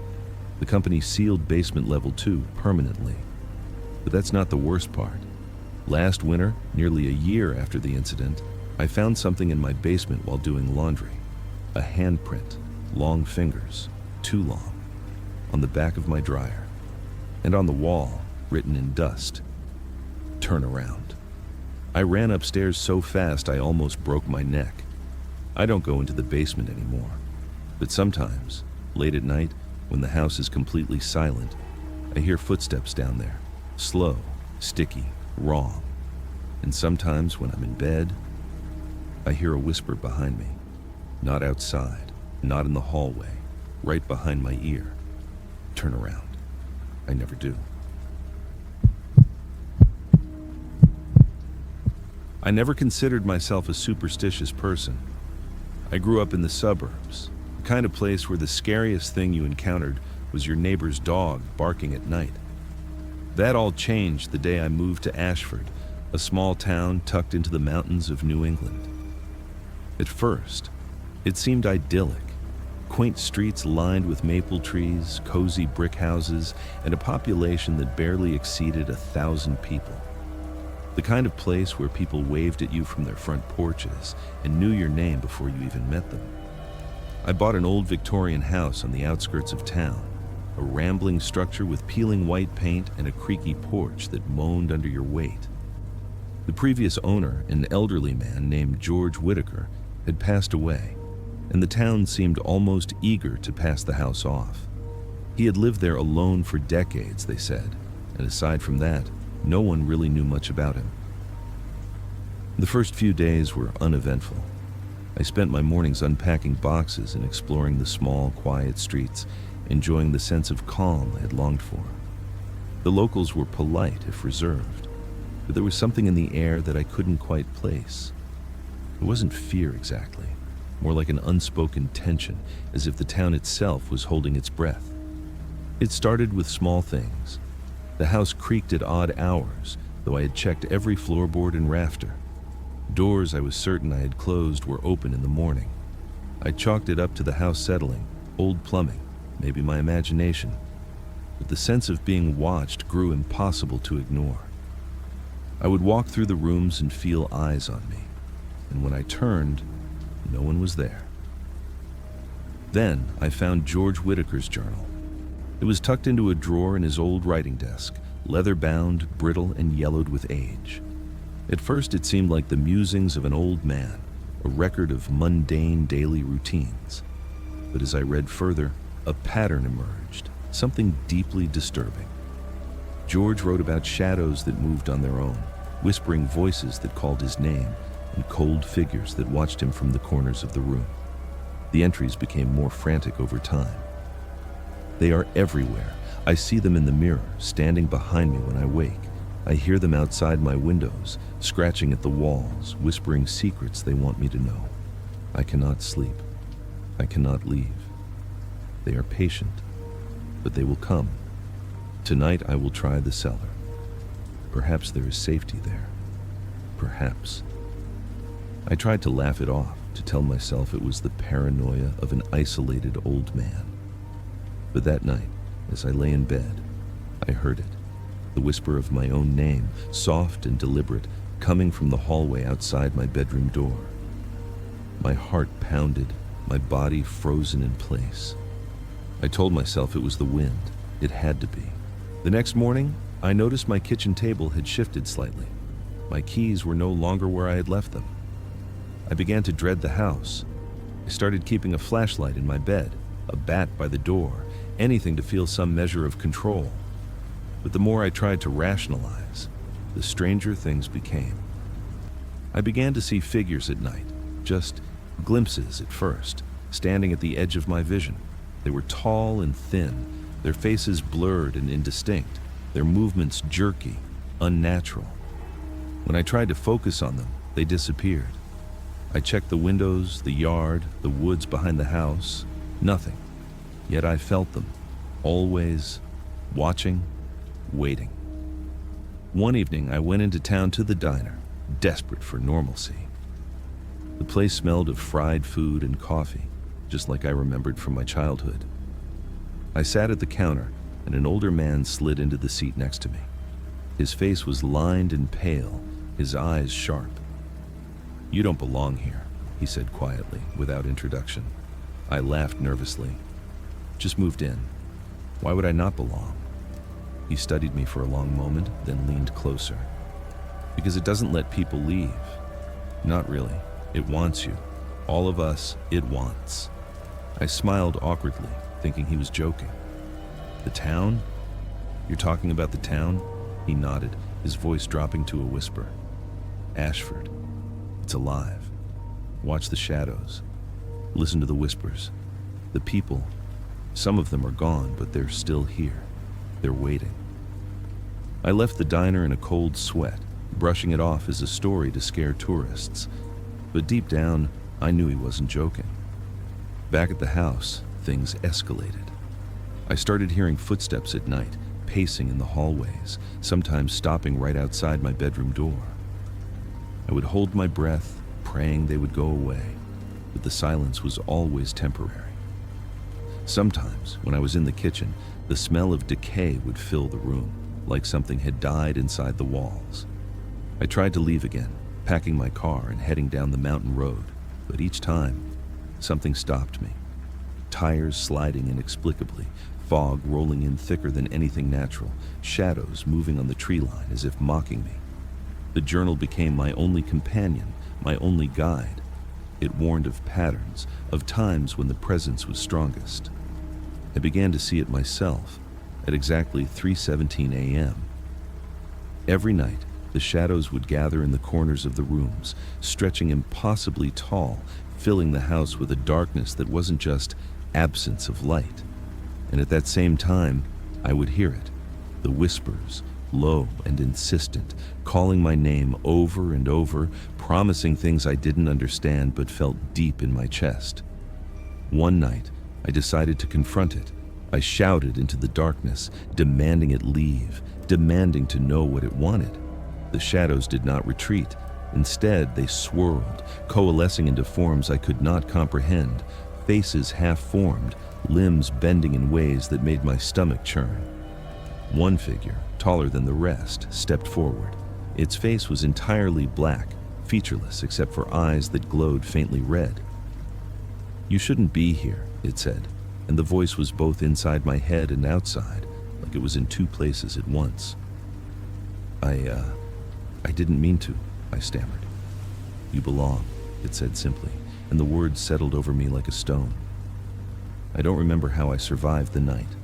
I woke on the floor the next morning, bruised and shaking, the sunlight streaming through the windows as though nothing had happened.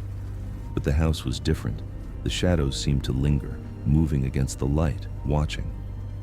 I realized then that survival wasn't enough. The house, the town, they wanted something from me. They didn't just want to scare me, they wanted to own me. I spoke to a few townspeople about leaving. One woman, Mrs. Darrow, looked me in the eyes and said softly, "Once you're seen, you're marked. It knows your face. You can go, but it will follow."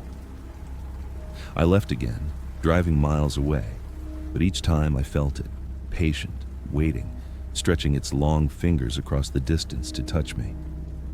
The dreams followed too, the faces in the shadows whispering my name, telling me to come home. I would wake screaming, covered in sweat, unable to shake the feeling that it was standing in the corner of my room, just out of reach. Eventually, I stopped trying to leave. I stopped resisting. I live now in a rented apartment far from Ashford, but I know it watches. The shadows find a way. The whispers are quieter here, but still there, still patient. And sometimes, late at night, I see a figure in the corner of the room, tall and black, waiting. I can feel its presence, cold and heavy, and I know that one day I will have no choice but to return. Small towns have secrets. Ashford has more than most, and it doesn't forget, it doesn't forgive, it waits. I've never been the kind of person to believe in the supernatural. Ghost stories, urban legends, local myths, they were always just that, stories. So when my friend Jake invited me to spend a week at his family's property in the neighboring town of Pine Ridge, I went without hesitation. Pine Ridge was small, isolated, and the kind of place Americans joke about as where everybody knows your name. I expected quiet nights, maybe a few unexplained creaks in an old house, but I never expected what actually happened. The property was on the edge of town, just beyond the last line of streetlights. Jake's family home was older than any place I'd lived before, a sprawling farmhouse with peeling paint, a sagging porch, and windows that stared blankly like eyes. The moment I stepped out of my car, a chill ran down my spine, though the air was warm for late September. I shrugged it off. Old houses always gave me that feeling, I told myself. Jake greeted me with a grin that didn't quite reach his eyes. "You're gonna love it," he said, slinging my duffel bag over his shoulder. "Just don't wander off too far. Pine Ridge has its quirks." "Quirks?" I asked. He didn't answer, just laughed nervously and waved me inside. The first day was normal, almost boring. We wandered around the property, explored the barn, and joked about how creepy the old family portraits looked. But as the sun set, the feeling of unease began to grow. That first night, I woke to a scraping sound against the windows, like nails dragged across glass. I assumed it was a raccoon or some other animal, but the sound was methodical, deliberate, and it stopped as soon as I sat up. The next morning, Jake looked exhausted. "You probably didn't hear it last night," he muttered, avoiding my gaze. "Some nights it gets weird." "Like what?" I asked, a little annoyed at his vagueness. He hesitated. "There's a house down the road," he said finally, "that nobody talks about, ever. People used to live there long ago, but something happened, something bad. Some folks just vanished. The house has been empty for decades, but sometimes you hear things. People moving around, lights, windows opening on their own." I laughed, more out of discomfort than humor. "Come on, Jake, that's small-town ghost story territory." He didn't answer. The following evening, curiosity got the better of me. I walked toward the house he mentioned. It was barely half a mile down the road, obscured by thick trees and a sagging fence. The closer I got, the more I felt an invisible weight pressing against my chest, like the air itself was thicker here. The house was worse than I imagined.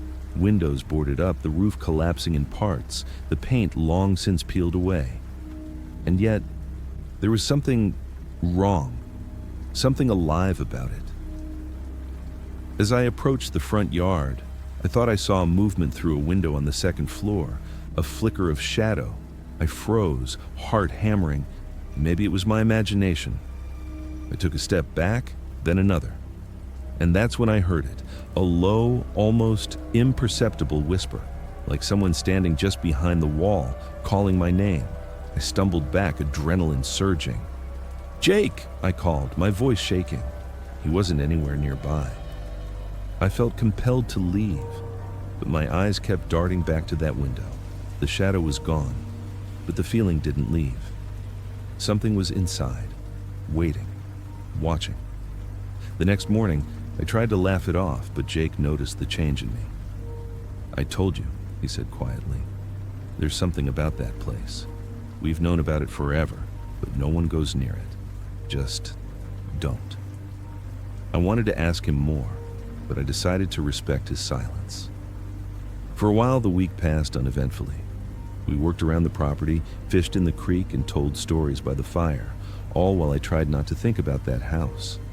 Then, on the fourth night, it began in earnest. I woke to a sound I couldn't place at first. It was rhythmic, like someone walking back and forth across the porch. But the sound wasn't outside. It was inside the house. I froze, straining to hear, as the steps moved closer and closer. My bedroom door creaked. I thought about calling out, but my voice was gone. My heart pounded, and then a voice, low, guttural, almost like it came from the walls themselves, whispered my name. "Stay." I bolted from the bed, fumbling for the light. Nothing. The house was empty. And yet, I felt it, eyes on me, tracking me from every corner. I ran to Jake, who was already awake, sitting on the couch with a tense expression. "You heard it too?" I asked, my voice cracking. "I told you," he said. "It's been like this since my parents were kids. It's alive. The house down the road, the woods. Something's out there, and it watches anyone who comes near." I wanted to argue, to dismiss it as a story, but the unease in his voice told me otherwise. Over the next 2 nights, the occurrences escalated. Every time I tried to sleep, I heard whispers, footsteps, doors opening and closing. Sometimes it sounded like someone, or something, was in the kitchen, moving around, rearranging things. I tried recording it, but nothing showed up on my phone. Only the sounds in the moment, as if reality itself bent to hide the truth from documentation. I began to notice other things. Scratches on the walls, small claw marks on the door frames, faint footprints in the dust that hadn't been there the day before. Objects would shift. Books, kitchen utensils, even personal items I was sure I had left on the counter. And always, the whispering. Low, persistent, calling my name, beckoning me toward the woods or the abandoned house. I was losing my mind. I couldn't explain it rationally. I couldn't sleep. I started avoiding the rooms where the disturbances were strongest, barricading doors with chairs and tables, but nothing worked. The presence seemed to grow stronger the more I resisted, as if angered by my fear.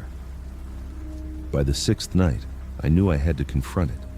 I couldn't stay locked in the house, waiting for it to strike. Jake reluctantly agreed to go with me to the abandoned house. We approached it with flashlights, hearts hammering, hands trembling. The closer we got, the more the air thickened, heavy and suffocating. Inside, the house smelled of rot and decay. Every surface was coated in dust, but there were signs someone, or something, had been here recently. The fireplace had fresh ash, and in the center of the living room were symbols scratched into the floorboards, shapes I didn't recognize, but they seemed to pulse with a malevolent energy.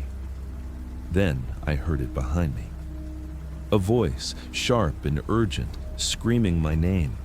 I spun around, but the room was empty. I stumbled backward, tripping over a loose floorboard, and that's when I saw it. Shadows moving along the walls, not cast by anything physical, twisting and writhing like smoke. They weren't just shadows. They were entities, watching, waiting. We ran, out of the house, down the road, and back to Jake's property, hearts hammering in unison. The whispers followed us, fading only as we reached the safety of the cabin. But even there, we were not free. That night, something tried to get in. Windows rattled, doors shook, and the whispers came from every direction. By the morning, I knew I had to leave. I packed my things in a panic and drove back to my town, never once looking back. The sense of being watched persisted for days afterward, subtle at first, then more pronounced. Shadows moved in corners, objects shifted inexplicably, and at night, I could hear the faintest whisper of my name from outside my window. I tried to research Pine Ridge, the abandoned house, anything that could explain what we had seen. The town exists. The house exists. But nothing about the phenomena is recorded anywhere. No one talks about it, and the few locals I approached clammed up or gave me warnings. It's been years since that week, but I still feel the presence. The other night, I drove past Pine Ridge on a highway far from the property and caught a glimpse of something standing at the edge of the woods, tall, black, featureless, watching. I hit the gas and didn't stop until the town disappeared behind me. I don't know what we encountered in Pine Ridge. I don't know if it's a spirit, a creature, or something older and more sinister than we can imagine.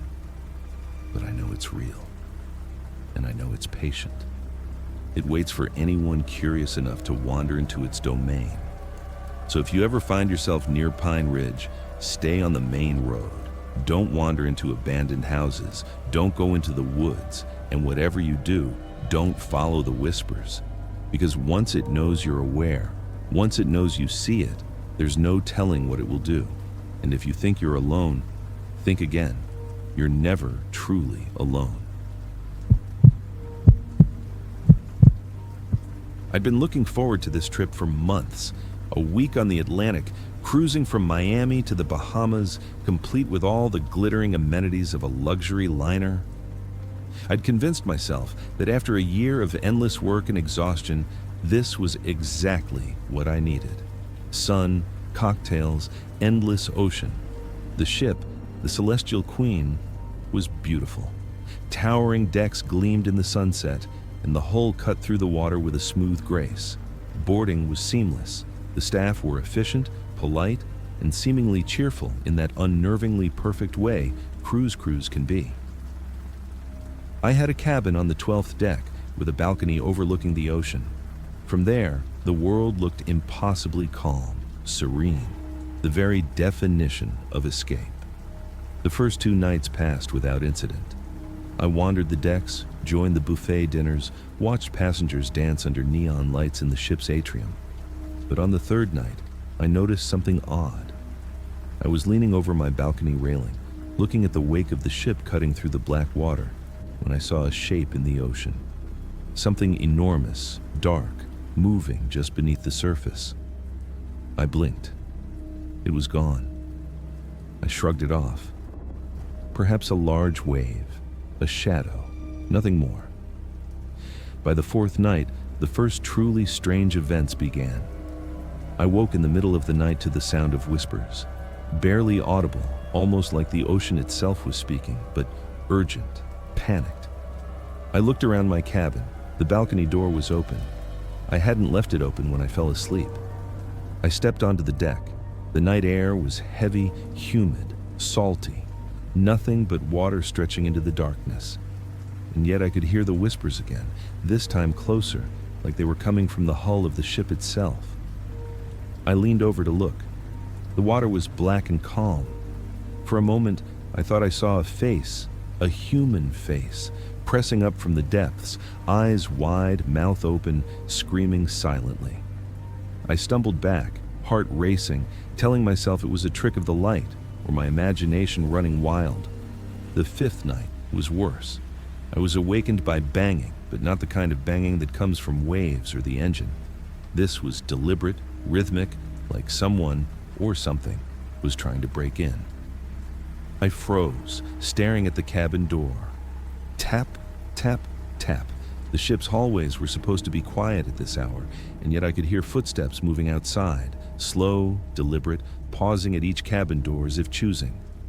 I wanted to call the front desk, but my phone, my cabin phone, everything was dead. No signal, just silence except for the footsteps. I dressed and cautiously opened my door. The corridor was empty, but the lights flickered, casting shadows that seemed to stretch and twist, forming shapes that shouldn't exist. I walked toward the stairwell, intending to find someone, anyone, but every door I passed was locked. Then I saw them, passengers from dinner, walking in single file down the hall, silent, staring straight ahead. Their faces were pale, almost waxen, eyes dull, expressionless. I tried to speak to one, and its head snapped toward me with unnatural speed, mouth opening impossibly wide, teeth too long, stretching beyond what any human jaw could contain. I ran. The ship's corridors twisted in impossible ways, stairs leading to decks that shouldn't exist, doors opening to maintenance rooms I was certain were locked. Everywhere I looked, shadows moved, figures that weren't quite human, reaching for me with elongated limbs. I ducked into a storage closet, locking the door behind me. My chest heaved, sweat mixing with the damp air. I heard it then, the whispers again, but closer, inside the closet now. "You shouldn't be here," a voice said. It was soft, female, but there was something wrong with it, like the sound had been slowed, warped. "It's not safe."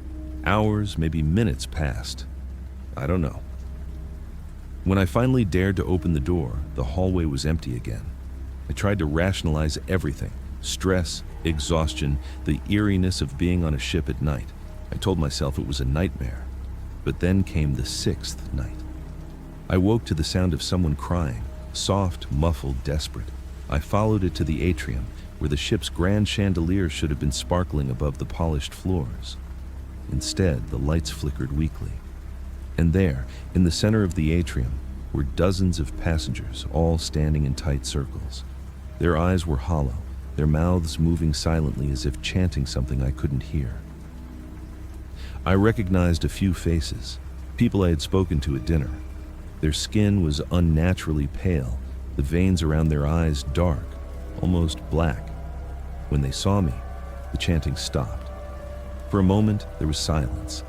Then all of them turned in unison, slowly, deliberately, staring at me with eyes that seemed to pierce through me. I ran again, this time toward the lower decks.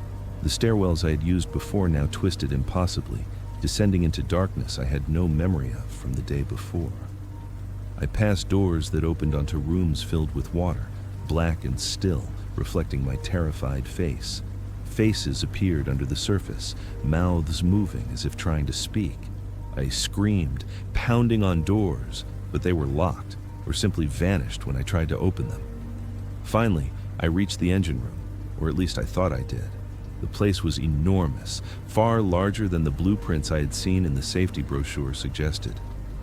Machinery groaned and screeched like it was alive, and steam hissed from vents that shouldn't exist. In the center of the room, a figure stood on the deck above the water that now covered the floor.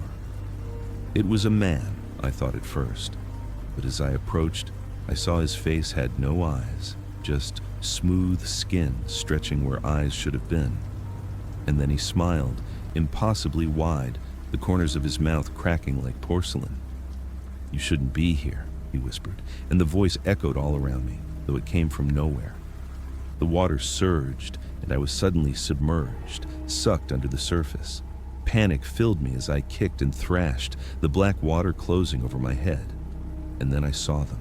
Hundreds of faces beneath the surface, mouths opening in silent screams, eyes glowing faintly.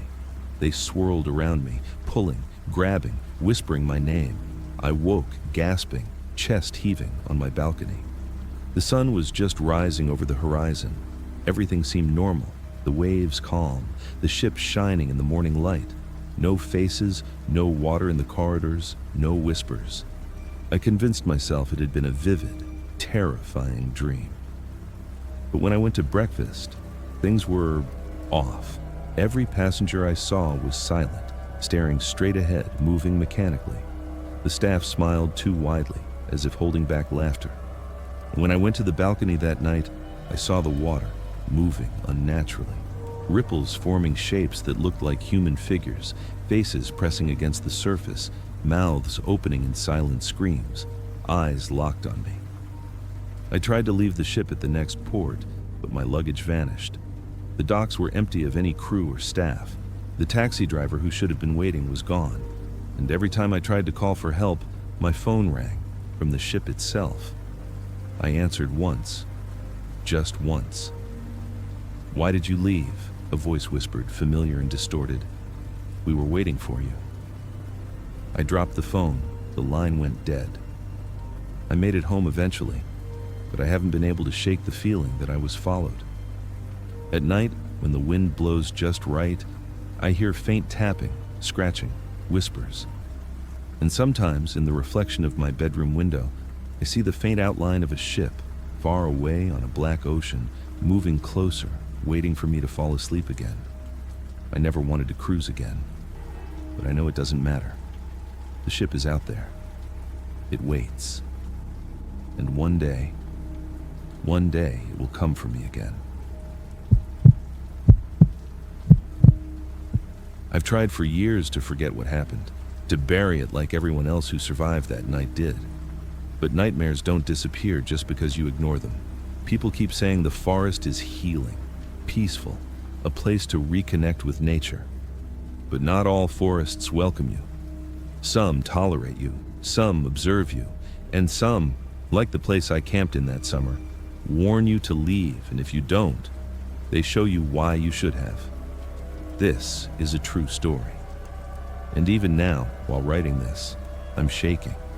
It was supposed to be a simple weekend camping trip with my best friend Dylan.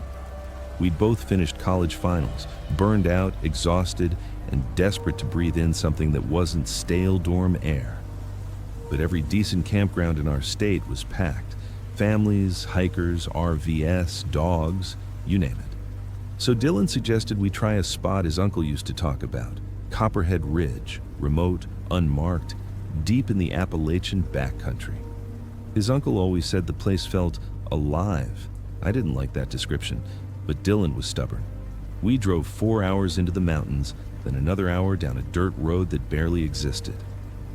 Finally, the trees opened to a clearing big enough for 2 tents. It looked perfect. But the moment I stepped out of the car, I felt something watching us. The place was beautiful, but wrong. Too quiet. Like all the sound was being absorbed by the trees. But Dylan was excited, so we set up camp. By late afternoon, we had a fire, chairs, food. Everything was perfect, until we found the first sign. A tree about 10 feet from our tents had deep, straight claw marks carved down its trunk. 6 parallel lines, perfectly even, and at least 2 feet long. Definitely not a bear, definitely not natural. Probably some bored hunter messing around, Dylan said. He always had a logical explanation. But the truth? His voice shook when he said it. Around sunset, while Dylan was collecting firewood, he came back pale. I thought I saw someone watching me. I laughed at first, but he didn't. What do you mean, someone? A guy. Or, I don't know, a figure. Standing between the trees. We walked to the spot together. Nothing there. But the forest felt heavier, like it was holding its breath. We let it go. Big mistake. Dark came fast, too fast. Within minutes, the entire forest was pitch black, except for our fire. No crickets, no wind, no movement, just silence. Every few seconds, I caught myself looking over my shoulder. The trees felt closer somehow. We played cards to distract ourselves. Then, we heard it. A single, sharp whistle from deep inside the woods, not like a bird, more like a person trying to get someone's attention. We stared at each other. You heard that, right? I asked. Dylan nodded. We listened. Nothing. 5 minutes later, another whistle, closer. Probably campers, Dylan lied. We were miles from anyone. Around midnight, we got into our tents. We had 2 separate ones next to each other. I tried sleeping. It didn't work. Because around 1 a.m., I heard footsteps. Slow, deliberate, walking in a circle around the campsite. I held my breath. The steps paused, inches from my tent. Then something brushed the fabric, not an animal. It felt like fingers tracing the outline. I whispered, "Dylan?" No answer. "Dylan?" Nothing. Then, "Do not open your tent."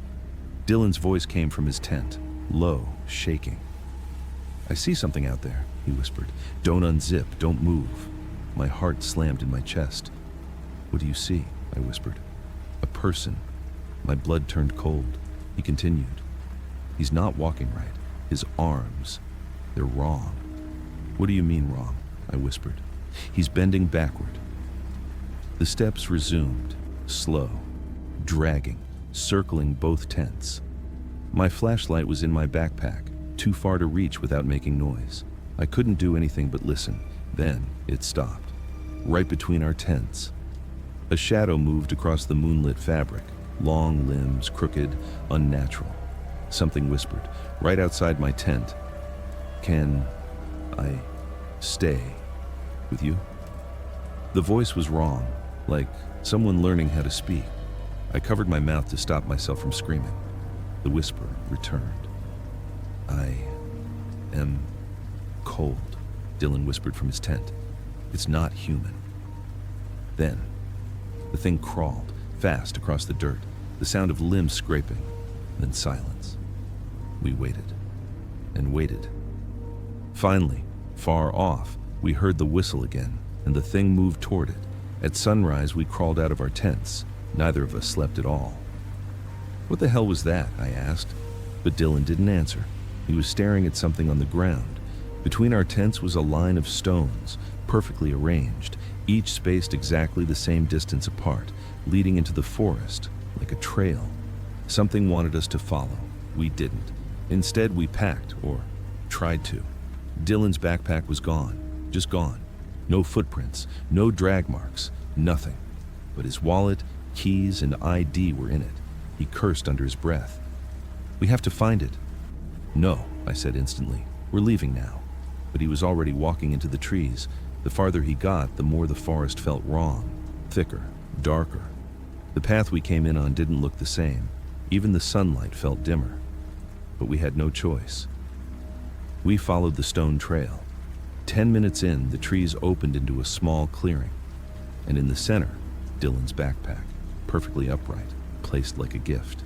He ran to grab it, but I noticed something on the ground. 5 deep impressions in the dirt. Not footprints, handprints, huge ones. Each finger long, thin, twisted like roots. "Dylan, stop." But he didn't listen. He grabbed his bag and froze. "What is it?" I asked. He slowly turned toward me, eyes wide. "There's something behind you." I didn't turn. My body refused. "Is it the same thing from last night?" I whispered. He swallowed, hard. "No," he said, worse. I forced myself to turn. I wish I hadn't. Something was standing just beyond the trees, tall, pale, with limbs that bent the wrong way. Its head was tilted like it was studying us. Its face, no eyes, no nose, just a long slit of a mouth that widened slightly as it leaned forward. The sound it made was like bone grinding on stone. I grabbed Dylan's arm. "Run!" We sprinted, branches hit us, roots tripped us, but we didn't stop. The thing moved soundlessly, effortlessly, gliding more than running. Every time I looked back, it was closer. When we reached the campsite, I thought we were safe. But then I heard it. A whistle to our left, another whistle to our right, then behind us, 3 in total, 3 distinct tones. There wasn't one of them, there were 3, and they were surrounding us. "Get in the car," Dylan screamed. We threw everything into the trunk and jumped in. I fumbled with the keys, hands shaking, heart slamming. Something slapped the back window, hard. The glass cracked. Dylan shouted, "Go!" I hit the gas. The car shot forward. As we sped down the narrow dirt road, I saw them. 3 tall, pale shapes standing in the trees, watching, silent, still. The road seemed longer than before, twisting in ways it hadn't on the way in. At one point, I swear I saw the same fallen log 3 different times. "Are we going in circles?" I yelled. Dylan didn't answer. He was staring out the window. "They're following us." I didn't want to look, but I did. In the trees on both sides, shapes moved, fast, fluid, keeping pace with the car.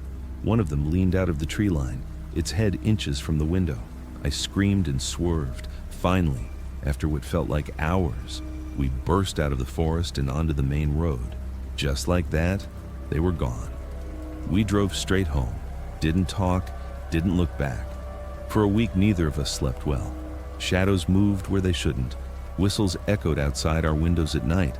Then Dylan stopped answering his phone. I went to his apartment. His door was unlocked. Inside, His backpack was on the floor, and beside it, a trail of stones, perfectly lined up, leading into his bedroom. I followed them, slowly, my heart pounding. Inside the room, the window was open, curtains blowing, and on the bed, a long, pale handprint, fresh, warm. Dylan was gone. The police said he probably ran off, but I know better. Something came for him, and it's still out there, watching, waiting, whistling. I sleep with a light on now, every night, because sometimes, right as I start drifting off, I hear it again. A whistle, soft, inviting, calling my name. I never thought I'd take a job like this. Cleaning up an old, long-abandoned high school, alone, at night, in the dead of winter, is not something most people would willingly do. But money was tight, bills were piling up, and when the temp agency called offering a simple overnight janitorial shift at Fairmont High, I said yes without asking questions. I wish I had asked questions. The building sat on the edge of town, cut off by a chain-link fence and surrounded by overgrown fields. Its windows were boarded up in patches, graffiti sprawled across its brick walls, and the front doors had rusted locks. The temp agency had given me a key. They claimed it had been decommissioned for years, but it worked. I arrived at 9 p.m. The winter sky was black, but a thin crescent moon gave just enough light to see the cracked asphalt leading to the entrance. The air was cold, biting at my face, carrying the scent of wet leaves and something I couldn't identify. I pushed the door open. The hinges groaned like a scream. My flashlight cut through the darkness, illuminating dusty lockers and broken ceiling tiles. The place smelled of mold, old paper, and something fouled, rotting maybe. "All right," I muttered. "Just mop the hallways, sweep the cafeteria, empty the trash. Easy night." I flicked the light on and off a few times, trying to ignore the instinctive feeling crawling over my skin. The first hour was normal. I pushed the mop across the cracked tiles of the main hallway, dust motes floating in the beam of my flashlight. My footsteps echoed. My own voice sounded alien in the emptiness when I hummed quietly to keep my nerves calm. Then, at exactly 10:23 p.m., I heard it. Click, slam. A locker. A locker had slammed somewhere down the hallway. I froze. I swore to myself it was the wind. The building groaned all the time. I shook my head and continued cleaning. Then, another locker. Slam. Closer. I spun the flashlight toward the sound. Nothing. My stomach tightened. My heart thumped. Must be heating pipes, I muttered. Yeah, that's it. But the sounds kept coming. A sequence now, like someone was walking, opening lockers as they went, slamming each one shut. I wasn't sure if it was slow or fast. Time had begun to stretch. My flashlight beam darted up and down the hall. Still, nothing. By midnight, things had escalated. I was in the gym, empty trash cans stacked along the far wall. My mop squeaked as I pushed it, breaking the deafening silence. Then, laughter. A high-pitched, childish laugh, faint. It bounced around the gym like it was coming from every corner at once. I froze. "Hello?" I called. "Is someone here?" No answer, just the echo of that laughter, stretched and distorted. I gripped my flashlight tighter and edged toward the bleachers. They were old, splintered, the paint peeling. The air felt heavier here, colder, and I could see my breath puff in front of me. Another laugh, this one closer, from behind me. I spun around. Empty gym. No one at all. My heart was racing now. I told myself to leave, to go outside, but I had floors to clean, and my paycheck depended on finishing. It got worse around 1:15 a.m. I was on the second floor, sweeping a hallway lined with lockers. I had my radio with me, trying to call the temp agency for reassurance, but no signal. Dead, dead, dead. A locker slammed directly in front of me, then another, on the other side. Then, one by one, all the lockers in the hallway slammed in sequence, like someone, or something, was walking slowly past, closing them with precision. I could feel it, watching, waiting. I swung my flashlight around. The beam shook. Shadows leapt across the ceiling. Then a whisper, right next to my ear. Go. Back. I jumped so hard I dropped the mop. The handle clattered against the tile. My flashlight flicked and landed beam down, illuminating the long hallway in one weak circle. Nothing. I wanted to run, but my legs wouldn't obey. Something had frozen me. My chest tightened. My breaths came short, sharp. Another laugh, this time from the ceiling, above me. I looked up. A vent cover rattled, moved slightly. Just a fraction, but it was enough to make my stomach drop.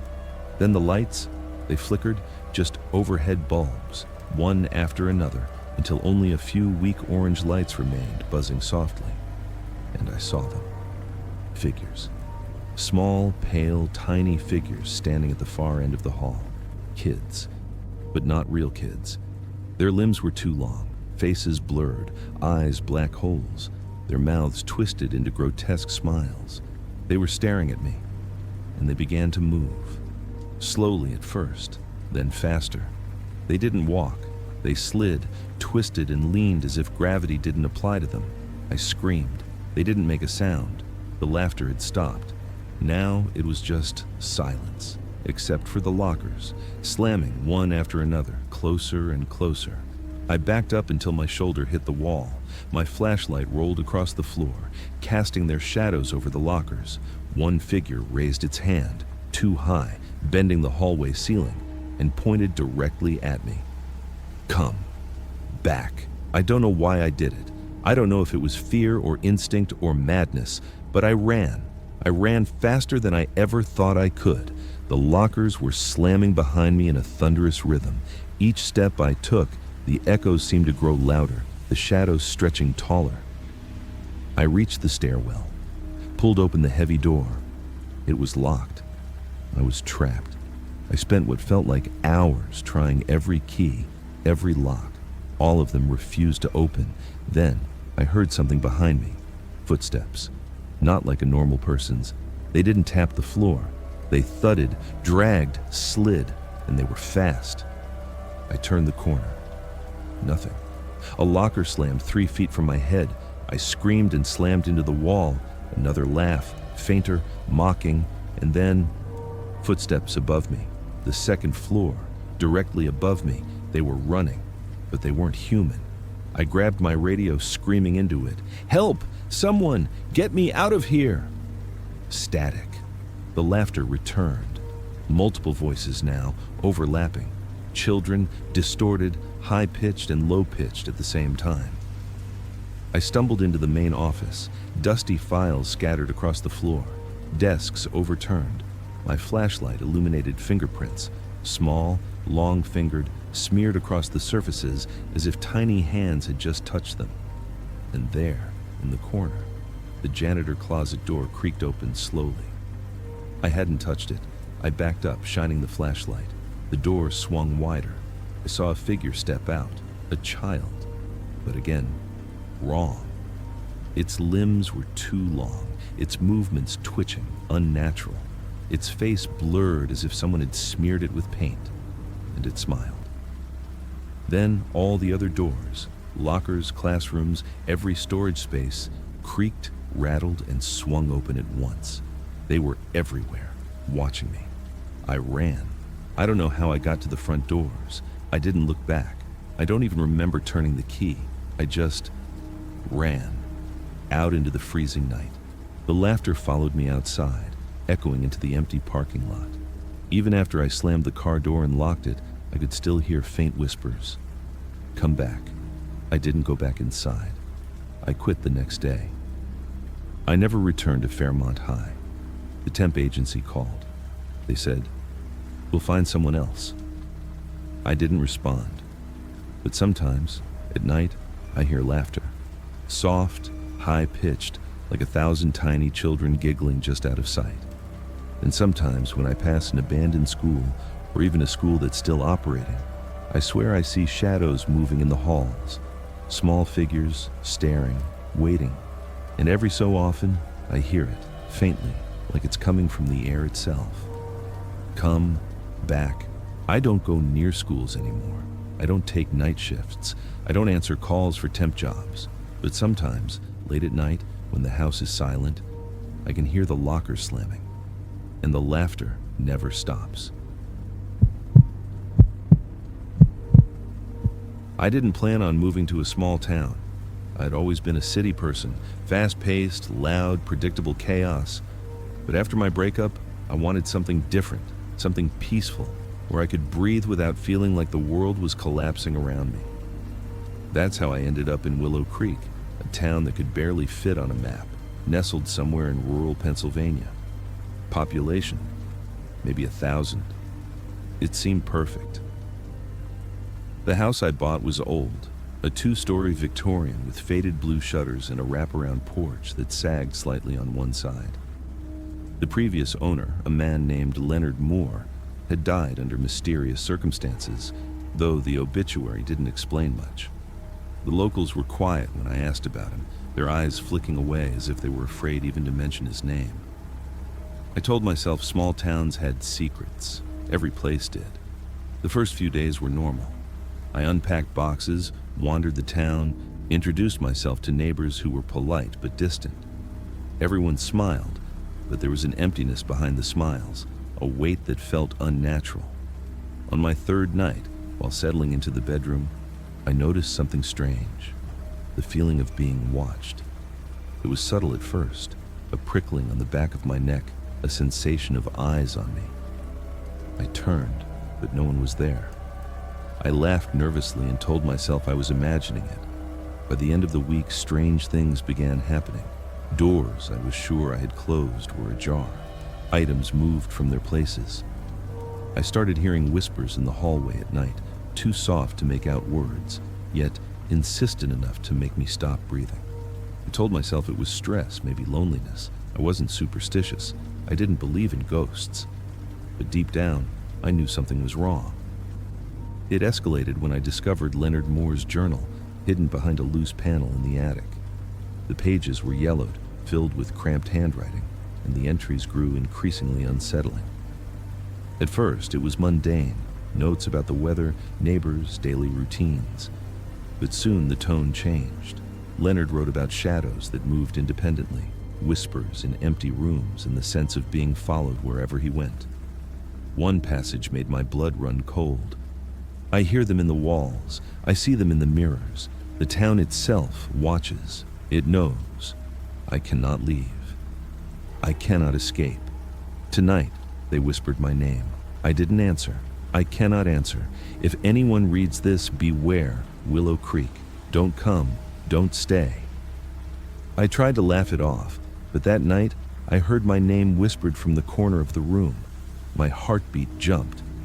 "Who's there?" I demanded. No response. The air grew colder.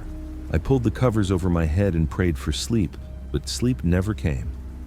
The following days were worse. I began seeing figures just beyond the edge of my vision, tall, thin shapes that vanished when I tried to focus. Shadows seemed to stretch unnaturally, moving against the flow of light. On one occasion, I caught sight of a figure standing outside the window, completely still, watching. Its face was featureless, a black void where eyes and mouth should have been. I slammed the curtain shut and couldn't sleep for 3 nights.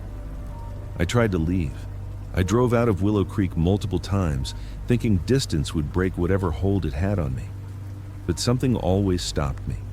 Tires sliding on gravel roads, sudden fog thick enough to swallow headlights, shadows flitting across the tree line. Once, I saw the figure in my rearview mirror, sitting in the back seat just watching me. I slammed on the brakes. Nothing. Empty car. But I felt its presence. The locals didn't help.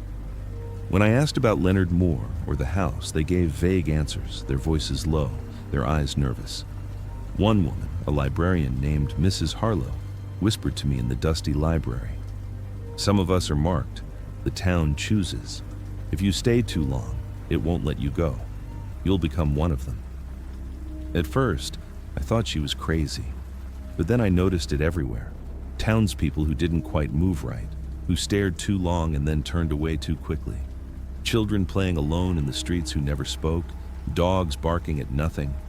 The town itself had a rhythm, a heartbeat that seemed to watch me, learning me, anticipating me.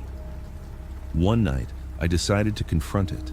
I stayed up waiting, determined to see whatever it was that had taken this hold. The clock struck 3:33 a.m., and the house changed. Shadows pooled in the corners, thick and black, moving with a will of their own. A figure emerged from the wall, tall, impossibly thin, its head tilted inhumanly. It spoke in a voice that was both everywhere and inside my skull. "You shouldn't be here." I didn't know," I stammered, trying to keep my voice steady. "You belong," it said simply. The words were like ice in my veins. I realized then that the house, the town, it wasn't just haunted. It was alive, and it didn't want to let me leave. Days turned into weeks. I couldn't sleep. The whispers became voices, speaking in languages I didn't understand but felt in my bones. The shadows grew bolder, stepping out into the light, reaching for me. I barricaded myself in the house, but it didn't matter. The walls themselves pulsed with a presence that made me dizzy, nauseous. I stopped going into town. I stopped answering the phone. I existed only in that house, a prisoner of something I couldn't see or fight. One evening, I found myself in the attic again, drawn there like a moth to flame. The journal lay open, pages turning as if by an unseen hand. I read passages I hadn't seen before, warnings Leonard hadn't dared to speak aloud. They are patient. They wait for fear. They feed on it. Do not look them in the eyes. Do not speak their name. If you do, they take you. Once they see your soul, it is theirs forever. I felt eyes on me. I spun around. A figure stood in the corner, black and featureless, yet somehow familiar. I realized with horror that it wasn't just watching, it was inside my mind. Every thought, every fear, it knew. I couldn't move. I couldn't scream. I passed out. I woke hours later on the floor, the attic empty, sunlight streaming through the windows. I thought it had been a nightmare, but the feeling of being watched lingered, stronger than ever. I knew then that leaving Willow Creek wasn't enough. Whatever this town was, it followed you. It didn't need walls or doors. It found you wherever you went. I moved again, far away this time, but the shadows came with me. The whispers haunt me every night, even in the city, even in the sunlight.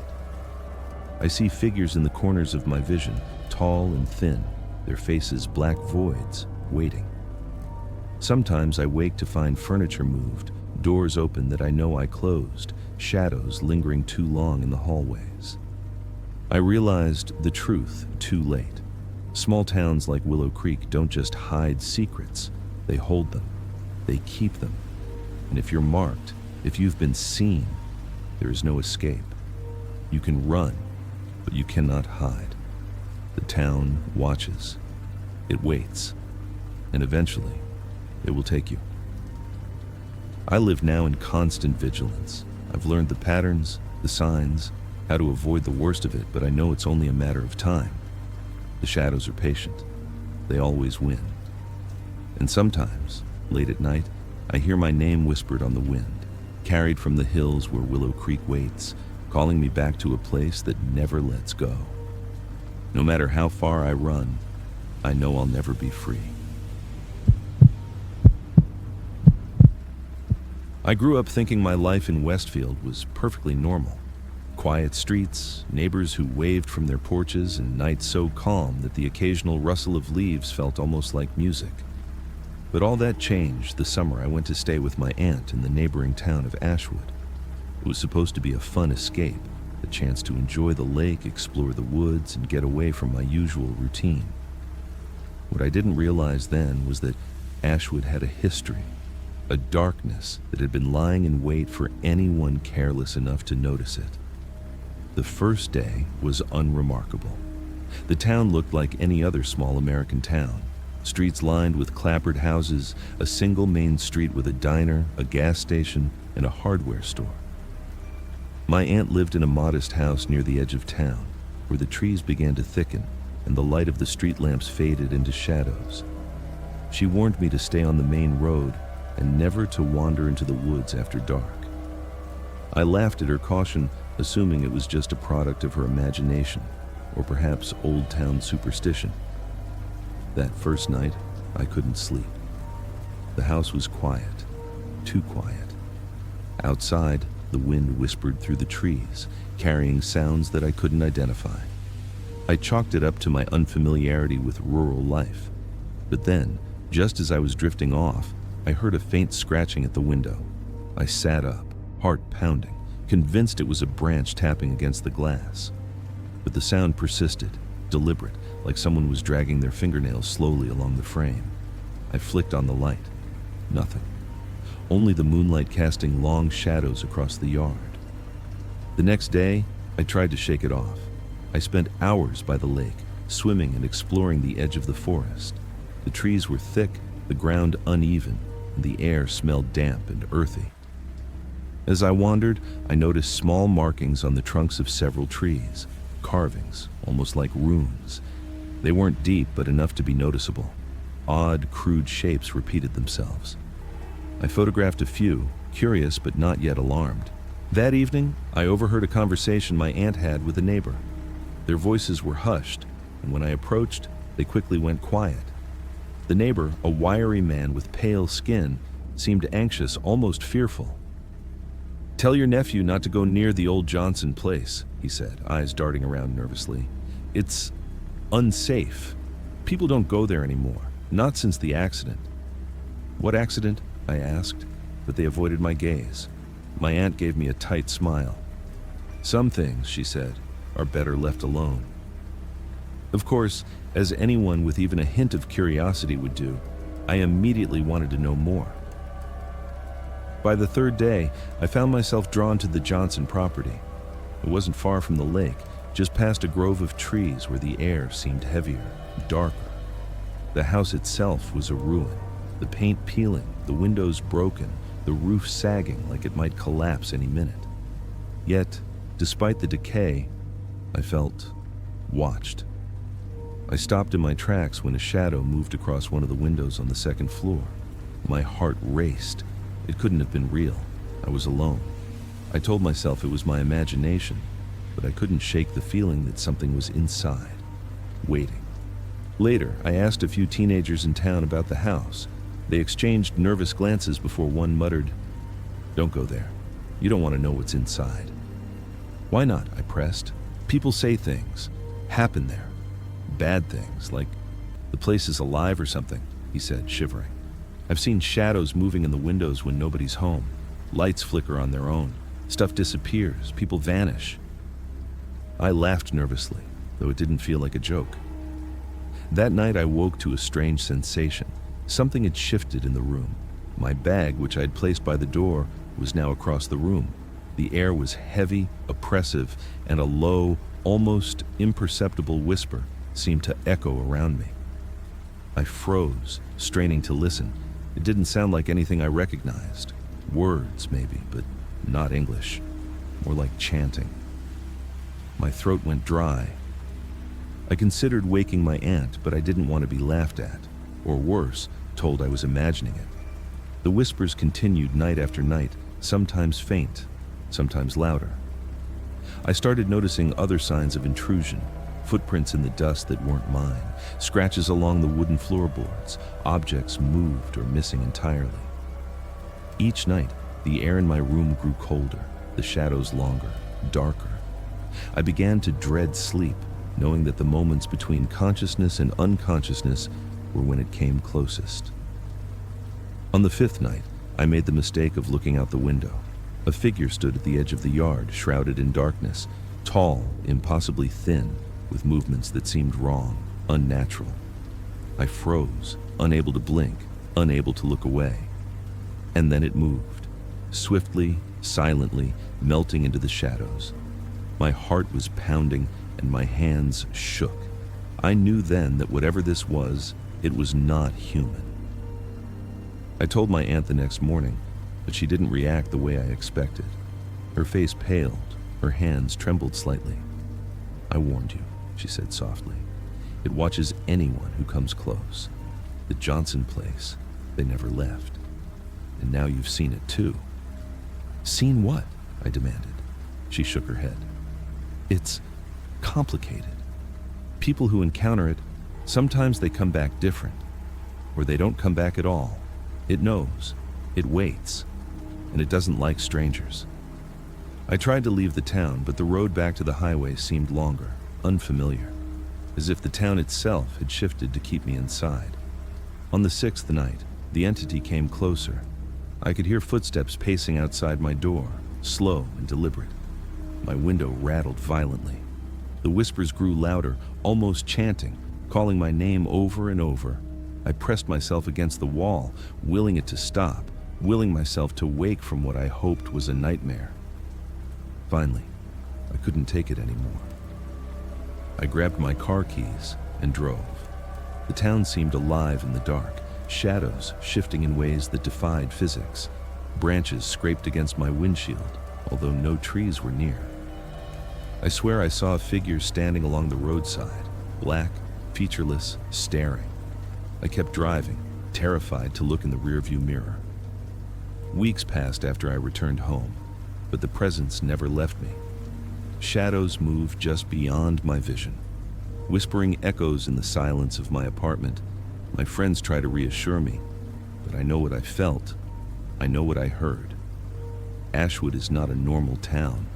Something resides there, old, patient, and hungry for anyone who notices.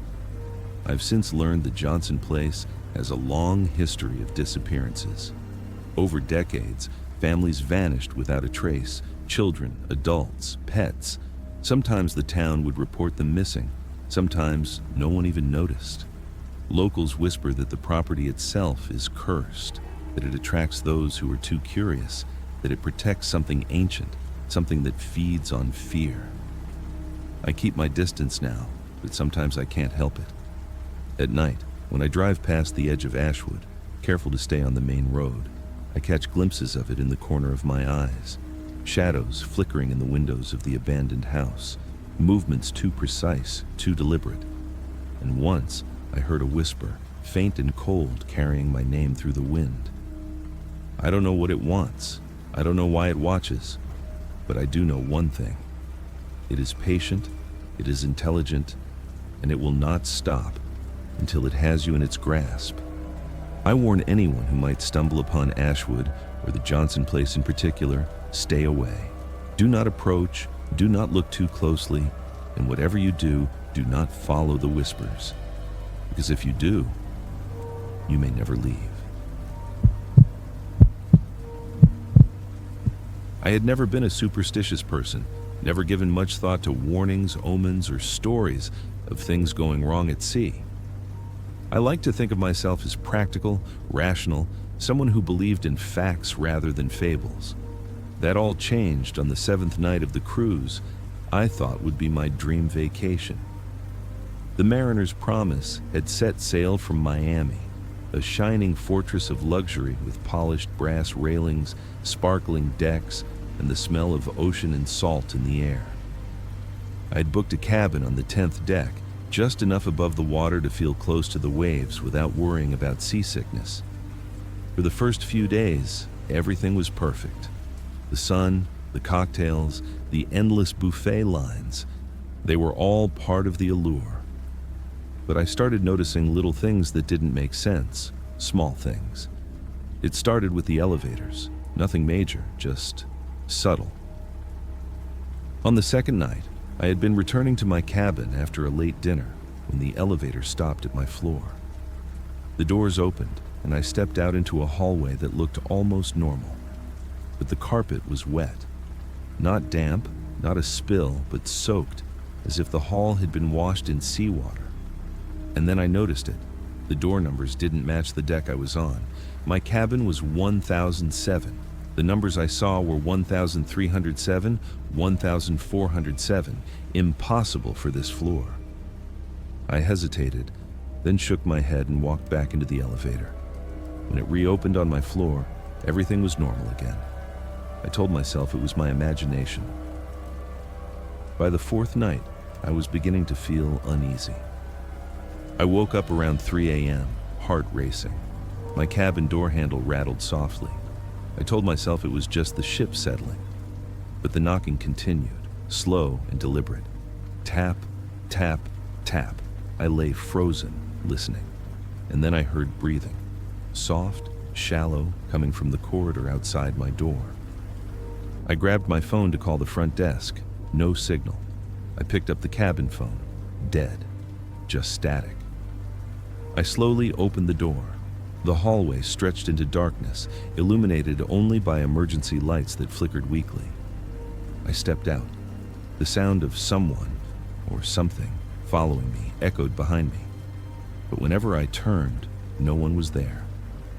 I spent the next day trying to convince myself it was nerves, exhaustion, maybe even a trick of the waves rocking the ship. I joined the morning yoga session on the deck, ate lunch in the buffet, even tried to chat with other passengers. Everyone seemed normal. But then I started noticing them, the people who weren't. At dinner, some passengers would sit staring straight ahead, not moving, not eating, almost blending into the shadows. And their eyes, blank, vacant, like they were waiting for something I couldn't see. The fifth night was the first real encounter. I woke to the sound of a child laughing, soft, high-pitched, almost melodic, coming from the hallway.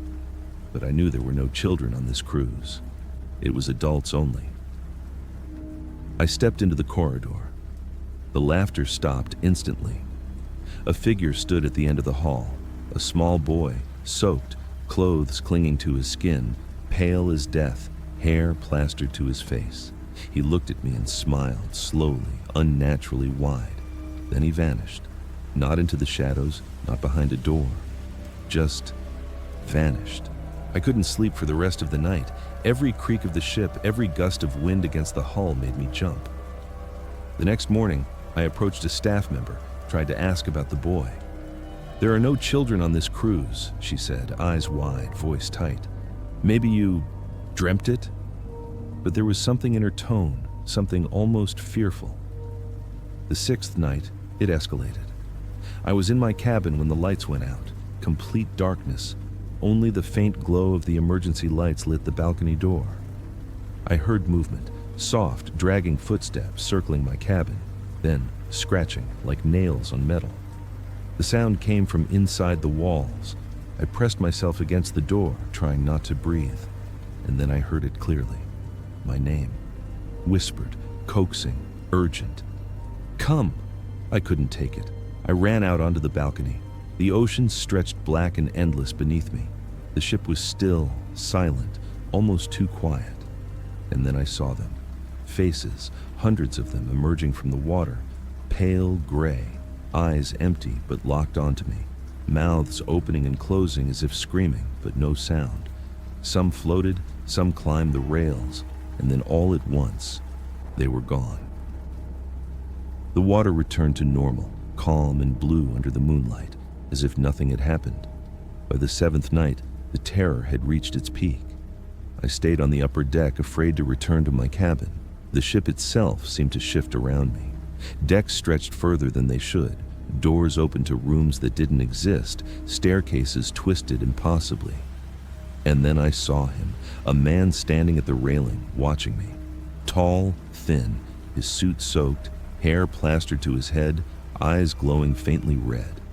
When he raised a hand, I froze. A low, resonant whisper filled the air. "It's your turn." Panic consumed me. I ran, diving down stairwells into corridors that weren't on any map. I passed rooms filled with water, the reflections showing faces of passengers who had vanished, their mouths moving in silent screams. I couldn't find the elevators. They had disappeared. I ran blindly until I stumbled into a massive lounge, the grand windows reflecting the night sky. There, I saw the entire passenger list, the faces of everyone on board, frozen, staring at me, veins dark, skin pallid, mouths opening impossibly wide. They weren't alive. They were waiting. I backed away, and the man appeared beside me. "The ship chooses," he said, voice hollow, echoing, "and it has chosen you." He vanished, and suddenly I was submerged. Cold water engulfed me, dark and thick. faces surrounded me, pulling, whispering, screaming. I thrashed, clawed, trying to reach the surface, but the water was endless, bottomless. I woke the next morning on a lifeboat drifting toward a small, deserted island. The ship was gone, the sea calm, as if nothing had happened. Rescue came eventually, but no one believed me. They said no cruise ship matching that name had sailed in the area. No passengers were missing, nothing. But I know what I saw, and I know the ship is out there, still, waiting. I can't escape the nightmares. Every time I close my eyes, I hear the whispers, see the faces in the water, feel the cold drag of the ship beneath me. I thought I was safe on land, but I've learned there's no escape. The mariner's promise is still out there, slicing through black waters, hunting. And one day it will come back for me. I didn't expect moving to a small town to feel like stepping into a nightmare. I had left the city hoping for peace, a slower pace, somewhere quiet where the world didn't press in from every side. Willow's End seemed perfect. Nestled in the rolling hills of New England, it had the charm of a postcard town. Painted clapboard houses, streets lined with maples and oaks, a diner at the center where locals gathered for coffee and gossip. The population was small, friendly, and polite, or so it seemed. I bought an old farmhouse on the outskirts of town, a two-story structure with weathered white paint and a porch that sagged under its own weight. The previous owner, a man named Carl Hendricks, had died under circumstances no one would explain. The obituaries were vague, just the usual lines about a life well lived. When I asked the locals about him, they smiled politely but quickly changed the subject. That should have been my first warning, but I was desperate to start over. The first week was uneventful. I spent my days unpacking boxes and familiarizing myself with the town. The neighbors waved politely, though their eyes held a strange wariness. Something about the way they looked at me felt calculated, as if they were measuring me against an invisible standard I couldn't see. The first unusual incident happened on the third night. I was carrying a box up the stairs when I felt a prickling at the back of my neck, the kind of instinctive warning you get before danger hits. I froze, heart pounding. For a long moment, nothing happened. Then I heard it. A faint whisper, just my name, carried from somewhere I couldn't identify. I spun around, but the hall was empty. My first thought was that I was imagining it. Exhaustion, stress. It had to be. I tried to shake it off, but the feeling of being watched persisted. Every room I entered seemed to grow colder, the shadows stretching farther than they should. I began noticing small, unsettling things. A chair I was certain I had left in the living room ended up in the hallway. A window I had closed firmly was wide open in the morning. My keys vanished, only to reappear on the kitchen counter where I hadn't left them. Then I found the journal. It was tucked behind a loose floorboard in the attic, bound in cracked leather, pages yellowed with age. The handwriting was cramped, frenzied. At first, it seemed to belong to a man who lived alone and wrote down his daily thoughts. But as I read, the entries became increasingly disturbing. The previous owner wrote about shadows moving independently, whispers in empty rooms, and a sense that the house itself was watching him. They are always watching. In the mirrors, in the corners of the rooms. If I leave the house, they follow. I can feel them in my bed. I can hear them breathe. The town is alive. It knows I cannot escape. I laughed nervously, telling myself it was the ramblings of a lonely man. But that night, I couldn't sleep. I heard my name whispered again, soft and deliberate, coming from the darkness at the far end of the hallway. My heart raced as I gripped the sheets, staring into the shadows. "Who's there?" I called, but the only response was silence. The following days brought more. At first, just glimpses in the corner of my eyes. Tall, thin figures standing where they shouldn't be. Shadows moving against the grain of the light. One evening, I looked out the window and saw a figure standing at the edge of the yard, completely still, watching. Its face was a black void. I shut the curtains, but I could feel it, patient and waiting. I tried leaving. I packed my car and drove out of Willow's End, thinking distance would break its hold on me. But something always stopped me. The roads would twist unnaturally, fog would roll in thick enough to swallow my headlights, shadows would flit across the tree line, always just beyond the reach of the light. Once, I saw the black figure in my rearview mirror seated in the back seat. I slammed the brakes and spun around. Empty car, nothing. But I knew it had been there. The townspeople were of no help.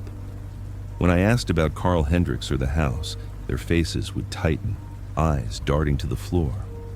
One librarian, Mrs. Keaton, whispered to me in the quiet stacks of her shop, "Some of us are marked. Once the town sees you, it never lets you go. You can leave, but it follows. It watches. It waits." I started seeing it everywhere, on the streets, in the woods, even through my peripheral vision when I ran errands in the nearest city. It didn't matter how far I went. I could feel the weight of it, patient, relentless. I began barricading doors at night, keeping lights on, leaving the television running for background noise, anything to feel safe. But the house wasn't satisfied with fear alone. It wanted me. One night, determined to confront it, I stayed awake, waiting. At exactly 3:15 a.m., the house changed. Shadows pooled in the corners, thick and black, moving against the flow of light. A figure emerged from the wall, a tall, thin thing, limbs bent unnaturally, face featureless except for faint glowing red eyes. "You shouldn't be here," it said. The voice was in my head and around me at once. I didn't know," I stammered. "You belong," it said. The words pressed into my mind like ice. The house, the town, was alive, and it had claimed me. The days that followed were unbearable. I could barely sleep. Whispers became voices, calling my name in languages I didn't understand but felt in my bones. Shadows stepped out into the light, reaching for me. I barricaded myself in the house, but it didn't matter. The walls pulsed with a presence that made me dizzy, nauseous, desperate. I stopped leaving. I stopped answering the phone. I existed only to survive another day in that house. I returned to the attic repeatedly, drawn there against my will. The journal seemed alive, pages flipping as though an unseen hand guided them. I read passages I hadn't seen before, warnings Leonard hadn't dared to speak aloud. They feed on fear. They are patient. Do not look them in the eyes. Do not speak their name. If they see your soul, it is theirs forever. And then I saw it, standing in the corner of the attic, black and featureless, yet familiar. It was inside my mind, twisting thoughts, invading dreams. I could not move. I could not scream. I passed out. I woke hours later on the floor, attic empty, sunlight streaming in. I thought it had been a nightmare, but the feeling of being watched was stronger than ever. Leaving Willow's End wasn't enough. The town followed. It didn't need walls, doors, or windows. It found you, tracked you, waited patiently for fear to take root again. I moved far away, renting a small apartment in the city. I thought distance would protect me. It didn't. Shadows follow me still, appearing in corners and reflections in my dreams. Whispers rise from the darkness, calling my name, urging me to return. My sleep is restless, haunted by faceless figures and cold, impossible presences. I see furniture moved when I know I left it. Doors open, I'm sure I closed. I live with the awareness that Willow's End hasn't let me go, and it never will. The truth is simple, yet terrifying. Small towns like Willow's End don't just hide secrets, they own them. And if the town has seen you, if it has marked you, it doesn't matter where you go. You can run, but it always follows. It waits, patient, inevitable, until one day it claims you. I try to convince myself that this is all in my head, but I know better. Shadows move where they shouldn't. Whispers follow me through every empty street. And sometimes, late at night, when the wind shifts just right, I hear it calling my name from the hills where Willow's End waits, patient and hungry. One day, It will take me back. One day, I will belong to it, and there will be no escape. No matter how far I run, I know I will never be free. I had always thought that small towns were supposed to be safe. You know the type. Neighbors wave when you pass, children play in the streets, and everyone knows your name. That's what I thought about my hometown, and that's why moving to the neighboring town of Hollow Creek for a summer job seemed like a harmless adventure. My friend Ryan had scored a summer position as a caretaker for his family's property on the outskirts of the town, and I jumped at the opportunity to get out of my own routine for a few months. Hollow Creek was tiny, almost invisible on a map, and everyone told stories about its quiet streets and friendly people. Nothing I had heard could have prepared me for the truth. I arrived in Hollow Creek on a sweltering July afternoon. The streets were empty, the houses older than anything I'd ever seen, and the air carried a strange, almost metallic scent that I couldn't place. Ryan met me at the edge of the town in his beat-up pickup truck. He had a grin plastered across his face, but his eyes were tired, wary, as if he had seen too much. "Welcome to Hollow Creek," he said, patting the steering wheel nervously. "Don't let the quiet fool you. Things get strange here." I laughed, brushing off his warning as small-town superstition. The caretaker's cabin was a few miles outside the town limits, tucked along the edge of a forest that seemed far too dense to be natural. The trees pressed close to the property, blocking sunlight in some areas, even at midday. Ryan had grown up here, but even he admitted that he didn't spend much time near the edge of the woods. He said it was best to stick to the cabin and the cleared paths. The first night was ordinary enough. We cooked dinner over an old wood stove and drank iced tea on the porch. The sounds of the forest were soothing until the middle of the night. I woke to a faint scratching on the side of the cabin, like fingernails dragged along the wooden siding. I convinced myself it was an animal, maybe a raccoon or a stray dog, and went back to sleep. But the unease lingered. The next day, we explored the property and the edge of the forest. I noticed strange carvings on the trunks of several trees, crude, jagged symbols repeated in patterns that made no sense to me. Ryan noticed them too, and his face grew pale. "Don't touch them," he said. "Don't follow them. They're markers. People say they guide things in the woods." "Guide things? Like animals?" I asked, trying to make light of it. He shook his head. "Not animals. Something else. Something older." I tried to laugh it off, but the unease settled deeper into my chest. That night, the sounds began again. At first, it was scratching at the cabin, then faint whispers carried on the wind, too low to make out words. I lay awake, paralyzed, feeling the sensation of being watched, as if dozens of unseen eyes were following my every movement. On the third day, I decided to explore further.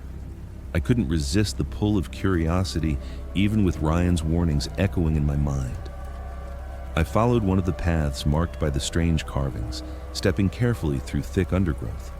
The further I went, the heavier the air felt, and a low hum seemed to vibrate through the ground beneath my feet. After what felt like hours, I stumbled into a small clearing. In the center was a dilapidated shed, the door hanging loosely on its hinges. The carvings from the trees continued around the structure in a circle, forming what looked like a boundary of some kind. Something about the shed made my stomach twist. I didn't want to look inside, but my curiosity won. The air inside was thick and metallic, like blood mixed with rust. And then I saw it. The walls were covered in scratches, hundreds of them, some deep, some shallow, as if someone or something had tried to escape. I couldn't understand how a place so small could hold so much terror. I stumbled back, heart racing, and turned to leave. But the forest behind me seemed different. Shadows stretched unnaturally between the trees, and I felt as if unseen figures were moving just beyond my vision. I ran back to the cabin and didn't stop until I was inside, shaking and breathless. Ryan was waiting, his face pale. "You saw it, didn't you?" he asked. I don't know what I saw," I stammered, "but it felt alive, like it was watching." He nodded grimly. It is alive. The Johnsons, the last family that lived near here. They disappeared decades ago.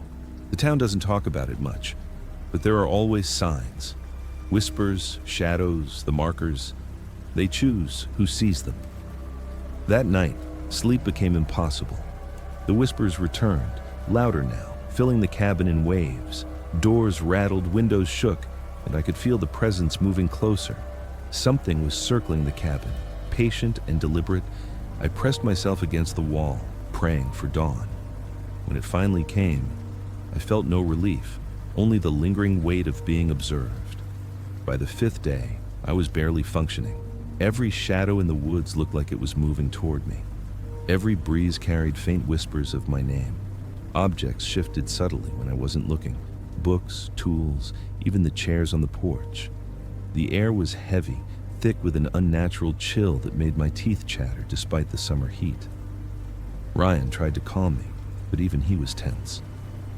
"We have to leave the markers alone," he said.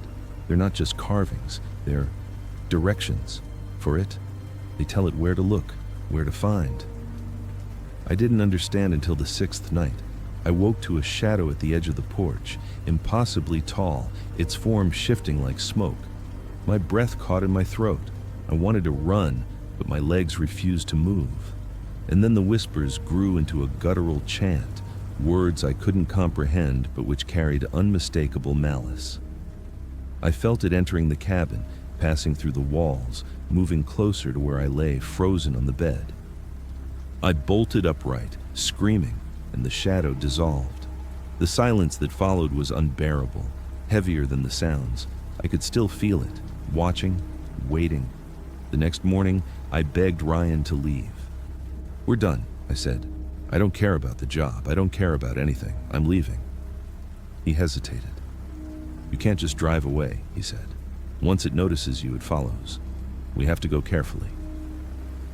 We packed quickly, taking only essentials, and drove slowly along the winding roads out of Hollow Creek. Even in daylight, I felt its presence in the trees, in the shadows that seemed to cling to the edges of the road. Twice, I caught glimpses of a dark figure moving along the tree line, impossibly fast, vanishing when we tried to focus on it. When we finally reached the highway, the town behind us seemed to shift one last time, as if acknowledging our departure. I breathed a sigh of relief, certain I was safe. But I wasn't. Back in my hometown, weeks passed and I began to relax. Then came the whispers, soft at first, almost teasing, as if reminding me that Hollow Creek had not forgotten. Shadows moved in corners of rooms where no light fell.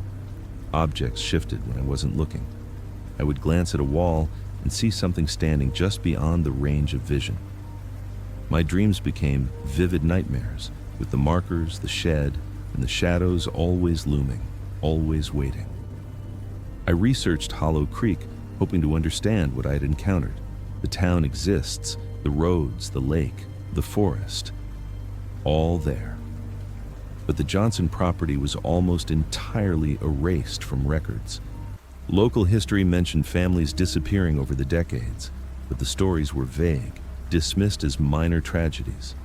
No one spoke of the shadows, the markers, the presence that seemed to own the woods. Now, I live with the knowledge that it is patient, that it remembers.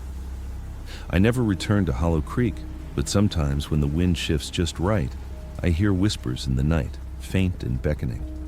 I feel it in the shadows at the edge of my vision. I know it is watching, waiting for another opportunity. And I understand now that small towns can harbor dark secrets, quiet terrors that grow unnoticed until someone stumbles too close. I write this not as a story, but as a warning. If you ever find yourself near Hollow Creek, stay on the main roads, avoid the woods, never approach abandoned properties, and whatever you do, never follow the markers. They are not mere symbols, they are directions. Directions for something that is patient, intelligent, and dangerous. Because if it notices you, it will follow. And once it follows, there is no escape. I learned that the hard way. Even now, years later, I sometimes catch glimpses of movement in dark corners, hear whispers of my name, and feel the weight of eyes watching. Hollow Creek did not release me entirely. It never will. And I fear that one day it will call me back. I had always considered myself lucky, not just in life, but in travel. I'd taken dozens of trips over the years, from backpacking in Europe to luxury resorts in the Caribbean. So when I booked the 7-day cruise aboard the Ocean Empress, I thought it would be nothing but relaxation, endless sun, sparkling water, and the illusion of leaving the world behind.